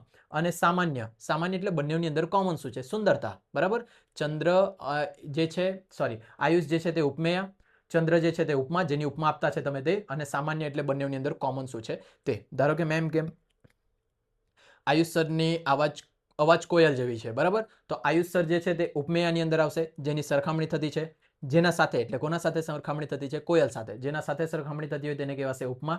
અને સામાન્ય, સામાન્ય એટલે બંનેની અંદર કોમન, મધુર વાણી, બરાબર, સુંદર અવાજ, કોકિલ કંઠી, અને આ જે છે સામ્યતા છે, સમાનતા છે, જે બંનેની વચ્ચે સમાનતા છે તે આવશે સામાન્યની અંદર. ચાલો, એના પછી આની અંદર એક સમરી ટેબલ મૂક્યું છે. એ સમરી ટેબલમાં શું લખ્યું છે તે જોજો, એટલે સાંભળો. બે વસ્તુઓની સરખામણી કરીને શીખવાનું રહે. આ શેની અંદર? ઉપમાનાની અંદર. ઉપમાનાની અંદર બે વસ્તુની સરખામણી કરીને શીખવાનું અને જાણીતી વસ્તુઓનો ગુણ અજાણી વસ્તુ પર લાગુ કરવાનો. બરાબર, તમે મને જાણતા નથી, ધારો કે મારી અવાજ તમે ગાવામાં સાંભળેલી નથી, પણ કોયલની અવાજ તમને ખબર છે, કોયલ મધુર ગાય, એના સાથે કમ્પેર કર્યું તો પેલી કોયલની અવાજ જાણીતી છે અને મારી અવાજ અજાણી છે, તો જાણીતી અવાજથી અજાણી અવાજનો તમે અંદાજો લગાડે. બરાબર, ચાલો, એને કહેવાય ઉપમા. અને એના પછી છે શબ્દ, અર્થપતિ ને અનુપલબ્ધિ. તો આપણે પહેલા જોઈએ શબ્દ. ચાલો, શબ્દની વાત કરી મેં તમને, વેલિડ જ્ઞાન ક્યાંથી મળતું છે તે, બરાબર. પણ વેલિડ જ્ઞાન એટલે શબ્દ દ્વારા સાંભળીને વાંચીને બધી જગ્યાથી, પણ કોઈક સોર્સ વેલિડ રહેવા જોઈએ તમારો, બરાબર. તો એની મિનિંગની વાત કરીએ તો શબ્દ એટલે મૌખિક જુબાની અથવા અધિકૃત સત્તા. મૌખિક જુબાની આ જે બોલતો છે તે, અથવા તો આ વાંચે, આમાંથી વાંચે ને તો આ એક અધિકૃત વસ્તુ કહેવાશે કે આમાંથી જ પૂછાવાનું છે બધું, એમ. હા ને. તો એનો કોર કોન્સેપ્ટની વાત કરીએ તો જ્યારે આપણે કોઈ વિશ્વસનીય સ્ત્રોત દ્વારા કહેલી કે લખાયેલી વાત સાંભળીએ કે વાંચીએ છીએ ત્યારે તેમાંથી જે જ્ઞાન મળે છે તેને શબ્દ પ્રમાણ કહેવાય છે, બરાબર. એટલે કે કોઈ વિશ્વસનીય વસ્તુમાંથી તમે વાંચે, કોઈ વિશ્વસનીય વ્યક્તિ પાસેથી સાંભળે કે વિશ્વસનીય જગ્યાએ જોઈ, બરાબર. આજ તક ચેનલ પર તમે જે ન્યૂઝ જોઈ તે બધી તમે સાચી માની લઈ, કેમ કે તમને એના પર વિશ્વાસ છે. તો એ જે છે તેને કહેવાશે શબ્દ દ્વારા મેળવેલું જ્ઞાન, બરાબર. પણ એની અંદર મેઇન વસ્તુ બે હોવી જોઈએ કે ટ્રુથફુલનેસ. ટ્રુથફુલનેસ એટલે કે નિવેદન તથ્યની દ્રષ્ટિએ સાચું હોવું જોઈએ. જેમ એમ કે મેં તમારા પર વિશ્વાસ તો કરે, પણ મેં એમ કેમ કે સૂર્ય પશ્ચિમમાં ઉગતું છે તો તમે વિશ્વાસ કરશે? નહીં કરશે, કેમ કે એ સનાતન સત્ય છે, બરાબર. હંમેશા આપવું એટલે સાબિતી વગર સ્વીકારવા પડે, કેમ કે સાબિતી તો શું, સવારે તમે પૂર્વ દિશામાં જુઓ સૂરજ ઉગતો દેખાશે ને સાંજે પશ્ચિમ દિશામાં જુઓ આથમતો દેખાશે, બરાબર. એ જ એનું સનાતન સત્ય છે. તો જે મેં બોલતો રહે તે ટ્રુથફુલનેસ હોવા જોઈએ, એની અંદર સચ્ચાઈ હોવા જોઈએ. કયા જ્ઞાનની અંદર? શબ્દ જ્ઞાનની અંદર. અને બીજું શું લખેલ છે? કમ્પટેન્ટ સોર્સ એટલે કે સક્ષમ સ્ત્રોત. જ્યાંથી તમને જ્ઞાન મળતું છે ને તે સ્ત્રોત સ્ટ્રોંગ રહેવા જોઈએ, બરાબર. કોઈ આજલ ફાજલ જગ્યાએથી મળતું હોવું જોઈએ નહીં, બરાબર. આ બંને વસ્તુ હશે ને તો જ એને વેલિડ જ્ઞાન કહેવાશે. અને એના એક્ઝામ્પલની અંદર 3 ફેક્ટ પ્રમાણે મેં એક્ઝામ્પલ આપ્યા છે. એક પેલું સાયન્ટિફિક ફેક્ટ. અમુક વસ્તુ વૈજ્ઞાનિક તથ્ય હોય, જેમાં જાણીતા વૈજ્ઞાનિકના લેક્ચરમાંથી પૃથ્વીના પરિભ્રમણ વિશે શીખવું. જો ધારો કે કોઈક ફેમસ સાયન્ટિસ્ટ છે, એ સાયન્ટિસ્ટના લેક્ચરમાં બેસીને મેં કંઈક વસ્તુનું જ્ઞાન મેળવું, એ બી શબ્દ જ્ઞાન કહેવાશે. સાયન્ટિફિક ફેક્ટ મેળવતો છે તે. એના પછી એક્સપર્ટ ગાઈડન્સ. કોઈક અનુભવી વ્યક્તિ તમને ગાઈડન્સ આપતું છે, જેમ કે મેં જીસેટ પાસ કર્યું છે તો મેં તમને ગાઈડન્સ આપી શકું કે હા તમે આવી રીતના તૈયારી કરશો તો ક્વોલિફાઈ થઈ જશો, બરાબર. તો આને બી કયું જ્ઞાન કહેવાશે? શબ્દ પ્રકારનું જ્ઞાન. અને લીગલ ઇન્ફોર્મેશન, કાયદાકીય પ્રકારનું જ્ઞાન.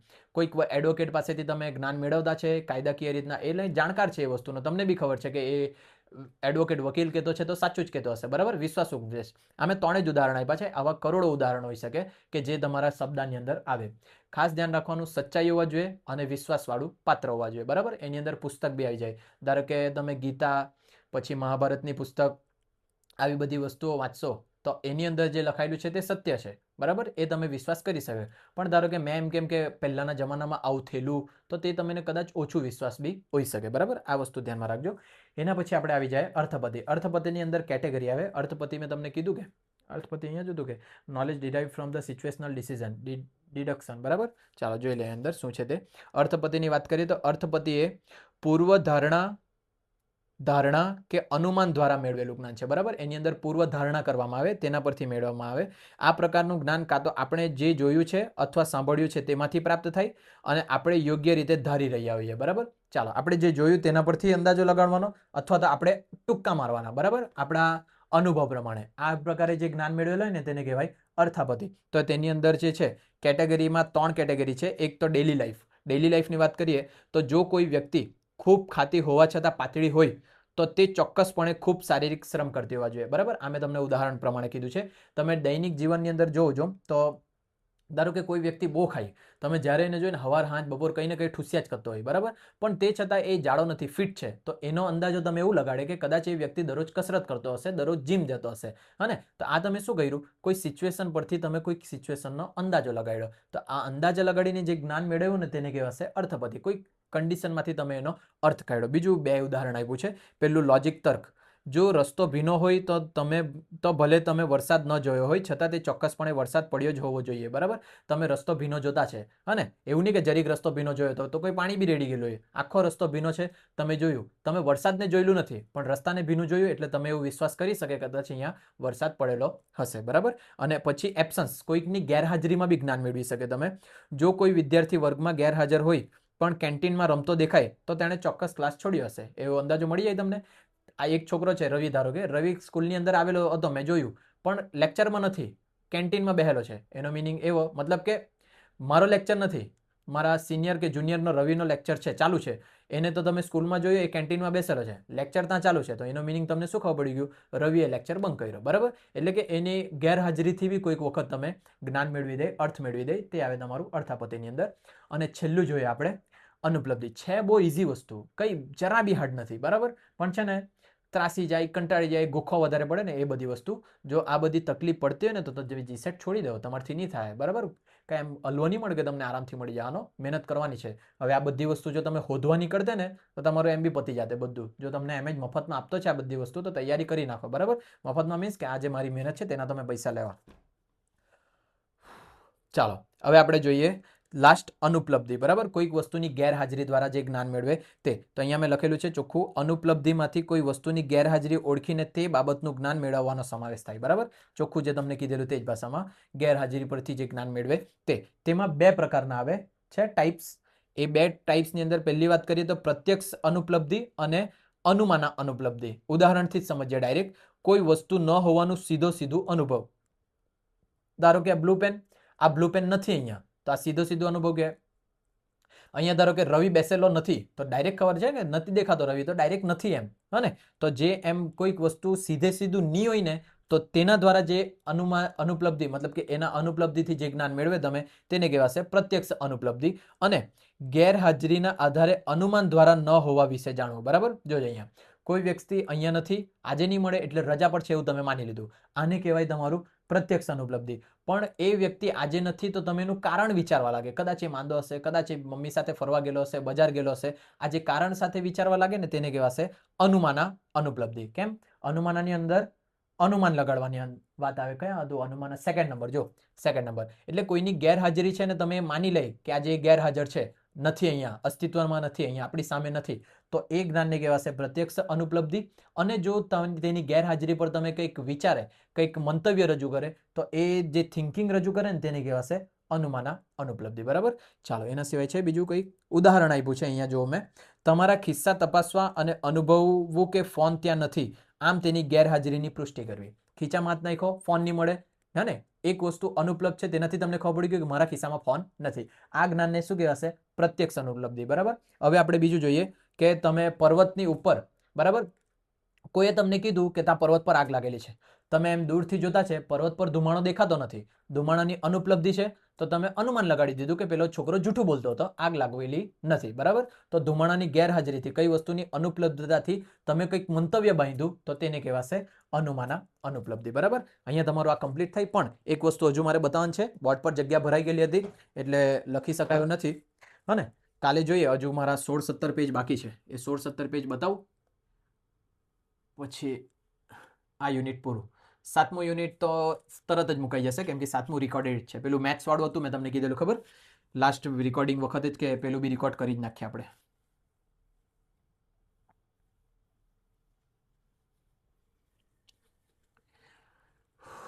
કમર દુખી ગઈ આજ તો, ખબર નહીં કેમ.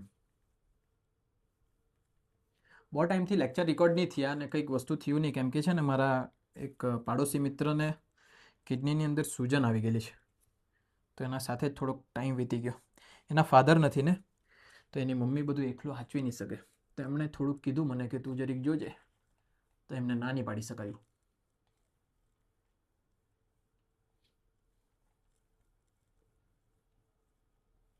ચાલો, એમ તો તમને આ કોષ્ટક મળી જવાનું છે. બરાબર, કોષ્ટકની અંદર બધું લખેલું જ છે મેં, પણ તે છતાં છે ને મેં આને લાઈનમાં રાખ્યું છે. હવે બ્લેક પેન પહેલા અદ્વૈતા વેદાંત. બરાબર, જે વેદાંતા સ્કૂલ છે ને, છેલ્લી આપણે સ્કૂલ ભણેલા, યાદ હોય તો વેદાંતા, પૂર્વ મીમાંસા, ઉત્તર મીમાંસા. બરાબર, આ જે વેદાંતા સ્કૂલ છે તે, આ મેં નંબર લખા, હા, એટલે મેં અહીંયા નંબર લખ્યા છે 1 2 3 4 5 6. આ લોકો જે છે ને તે 6 જ્ઞાનમાં માનતા. હવે 6 જ્ઞાન શું છે તે મેં તમને અહીંયા બતાવી દીધું. એ લોકો પ્રત્યક્ષ જ્ઞાનમાં બી માનતા, અનુપલબ્ધિમાં બી માનતા, એમ ટૂંકમાં 6 જ્ઞાનમાં માનતા હતા. કઈ સ્કૂલવાળા? અદ્વૈત વેદાંતાની અંદર. અને અદ્વૈત વેદાંતા સ્કૂલની અંદર પહેલી સ્કૂલ હતી. અને એડી યાદ રાખવા કીધેલું. એના જે ફાઉન્ડર છે આદિ શંકરાચાર્ય.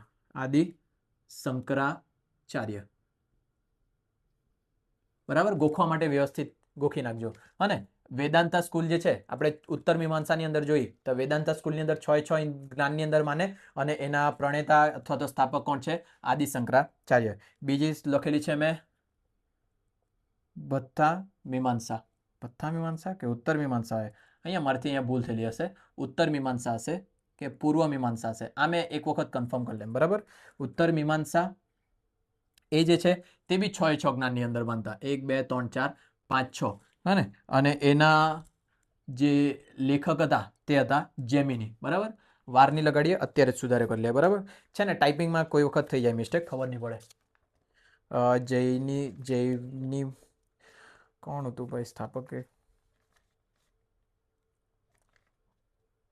બૃહસ્પતિ, ઉત્તર મીમાંસા, મહાવીર, જૈન ફિલોસોફી, પછી બુદ્ધિઝમ, સિદ્ધાર્થ ગૌતમ, ઉત્તર મીમાંસા, વેદાંતા, મહર્ષિ વ્યાસ. આપણે જૈમિની જોતા છે ને? પૂર્વ મીમાંસા, પરફેક્ટ, જેવું મેં વિચાર્યું. અને ભૂલ થઈ ગયેલી છે, ધ્યાન રાખજો, સુધારી લેજો. અહીંયા છે પૂર્વ મીમાંસા, બરાબર. કયાની અંદર વાત કરતો છે? આ જે કોષ્ટક છે ને, ઇન્ડિયન ફિલોસોફીના પ્રમાણાંશ ને ફાઉન્ડર્સ, તેની અંદર પેલું અદ્વૈત વેદાંતા છે ને, બીજું ભથ્થા મીમાંસા લખ્યું છે. ખબર નહીં કેવી રીતના ઓટો કરેક્ટથી કે કંઈક ભૂલ થઈ ગયેલી હશે. આટલું બધું ટાઈપ કરો ને તેમાં કંઈક ને કંઈક મિસ્ટેક થઈ જાય. તો આ પૂર્વ મીમાંસા છે. પૂર્વ મીમાંસા જે છે તેના સ્થાપક છે જૈમિની, અને એ બી 6 એ 6 પ્રમાણની અંદર, 6 એ 6 પ્રમાણની અંદર માને, 6 એ 6 જ્ઞાનની અંદર માને. પછી ત્રીજું છે, મારાથી બહુ ભૂલ થયેલી છે એવું લાગતું છે, હા ને, કે લગભગ ભથ્થા મીમાંસા જ હશે. ચેક કરવા પડશે આ વસ્તુ. મેં આ સુધારીને છે ને કોષ્ટક બનાવ્યા તમને. ચાલો, એના પછી છે પ્રભાકરા મીમાંસા. આ બધા નામ કાંથી લાવ્યો મેં? હા ને, લગભગ ગૂગલ પરથી ડાયરેક્ટ મૂક્યા હશે મેં, એટલે આ મેં કોઈ દિવસ સાંભળેલું નથી આને. એટલે 1 2 3 4 ને 5 આટલા જ્ઞાનની અંદર માનતા હતા, અને એના સ્થાપક બી જૈમિની જ હતા, બરાબર. આ બે વસ્તુ શું છે ને, મેં થોડુંક ચેક કરું અને પછી જોઉં. અને એના પછી છે ન્યાય. ન્યાય તો બધાને ખબર છે, બરાબર. ન્યાય જે છે તે ફક્ત ને ફક્ત 4ની અંદર જ માનતું. 1 2 3 અને 4, પહેલા 4ની અંદર જ માનતા હતા ન્યાય ફિલોસોફી વાળા. અને ન્યાય ફિલોસોફીની અંદર હતા ગૌતમ મુનિ. એના પછી નંબર 5 સાંખ્ય. અને સાંખ્ય આપણામાં પહેલું હતું, પણ મેં આ ગોઠવેલા કેવી રીતના છે ખબર? જે 6 એ 6માં માનતા હોય, જે 6 એ 6માં માનતા હોય, જે 5માં માનતા હોય, જે 4માં માનતા હોય, સાંખ્યવાળા કેટલામાં માને? 3માં માને. એટલે 1 2 3 આવી રીતના મેં લાઈનમાં ગોખાવ્યા મૂક્યા છે. એટલે લાઈનમાં જ ગોખે ને તો ડાયરેક્ટ યાદ રહી જાય. તો પહેલા બે 6માં માને, પછી 5માં માને, પછી 4માં માને, પછીના બધા 3માં માને, પછી 2માં માને, ને છેલ્લું 1માં માને. આવી રીતના યાદ રહી જશે, એના માટે આવું ગોખાવ્યું છે, બરાબર, મૂકેલું છે. ન્યાય તે ગૌતમ મુનિ આપેલું હતું. યોગા સાંખ્ય જે છે તે કપિલ આપેલું. તમને યાદ હોય તો કપિલ શંખ વગાડતો, એવી રીતના યાદ રાખેલું. પછી છઠ્ઠું યોગા. યોગા તે 1 2 3ની અંદર માને, એ આપેલું પતંજલિએ, પતંજલિ. પછી નંબર 7 જૈનિઝમ આપેલું મહાવીરે, બરાબર, એ બી 1 2 3ની અંદર માને. પછી નંબર 8 વૈશિષ્ક એટલે કનાદ, ઋષિ કનાદે આપેલું, એ 1 2 બસ 2માં જ માને. પછી 9 બુદ્ધિઝમ જે છે તે સિદ્ધાર્થ ગૌતમે આપેલું, જે પહેલા ને બીજામાં માને. અને છેલ્લું 10મું ચરવાકા પહેલામાં માને, જે આપેલું બૃહસ્પતિએ, બરાબર. આ શું લખ્યું છે તે સાંભળી લો, કેમ કે જગ્યા નહીં બચેલી હતી. બાકી લખતી વખતે જ જોઈ લેતા ને, મેં કોઈ ભૂલ હોય તો સુધારી જ લેતા. આ બે વસ્તુ શું છે, આપણે નેક્સ્ટ પાર્ટ જ્યારે જોઉં ત્યારે આ વસ્તુ સુધારી દેવા તમને. આ જો જે વેદાંતા સ્કૂલ છે, વેદાંત સ્કૂલવાળા, તે 6માં માને, જે આદિ શંકરાચાર્ય આપેલું. 6માં માને એટલે આ 6 એ 6 જ્ઞાનમાં માને. મેં તમને ખબર લાસ્ટમાં કહેતો હતો અહીંયા સમજાવવા એમ કરીને, તે છે આ. પછી આ બે શું છે તે પછી વાત કરીએ. ન્યાય સ્કૂલવાળા જે છે તે 4 જ્ઞાનમાં માને, પહેલા બીજા ત્રીજા ને ચોથામાં, જે ગૌતમ મુનિ આપેલું. સાંખ્ય સ્કૂલવાળા પહેલા બીજા ત્રીજામાં માને, જે કપિલે આપેલું. યોગા સ્કૂલવાળા બી પહેલા બીજા ત્રીજામાં માને, તે પતંજલિ આપેલું. જૈનિઝમ જે છે તે બી પહેલા બીજા ત્રીજામાં માને, તે મહાવીરે આપેલું.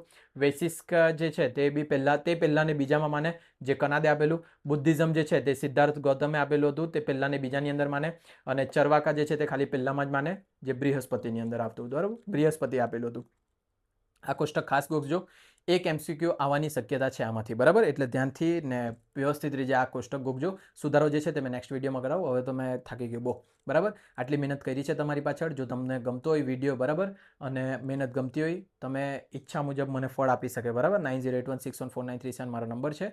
અને જે લોકોને આ મટીરિયલ જોઈતા હોય 10 યુનિટના, એ 10 યુનિટના મટીરિયલ તમને મળી જશે ફક્ત ને ફક્ત 999 રૂપિયાની અંદર.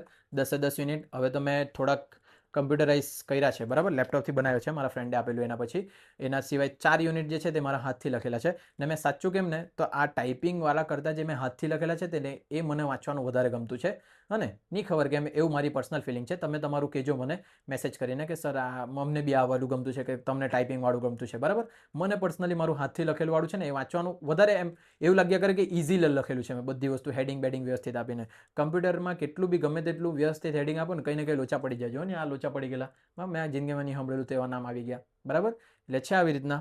જોજો, મહેનત કરજો. મટીરિયલ જોઈતું હોય 999માં 10 યુનિટ અને 149ની અંદર 1 યુનિટ મળશે. ઇન્સ્ટાગ્રામની અકાઉન્ટ અમુક પેલા વિડીયોમાં મૂકેલી છે, ફોલો કરી રાખજો એટલે નવી અપડેટ આવે તો તમને મળતી જાય. અને હા, ખાસ વસ્તુ મેં કેમ જ નહીં કોઈ વિડીયોમાં, તો આ વિડીયો જે તમે જોઈને એને મહેરબાની કરીને થોડુંક લાઇક કરી દેવાનું. અત્યારે તમે જોઈ લીધા હોય તો ઓપન કરીને જેટલા બી વિડીયો છે બધાને લાઇક કરી મૂકજો, એટલે થોડુંક છે ને મારું રીચ વધે ને. તો રીચ વધે તો શું થાય, વધારે લોકો સુધી પહોંચે. તો જે લોકો જીસેટનું પેપર આપવાના હોય વધારે લોકો સુધી પહોંચશે તો કદાચ મારું જે છે ચેનલ મોનિટાઈઝ થશે, તો કદાચ 5, 10, 20, 50 રૂપિયા આવવાનું ચાલુ થાય. બરાબર, અત્યાર સુધી તો એવી કોઈ ઇન્કમ નથી. હા ને, સબસ્ક્રાઈબ કરી રાખજો એટલે કે નવા વિડીયો આવે તો તમારા સુધી પહોંચતા જાય. બસ, થેન્ક યુ સો મચ. આવજો.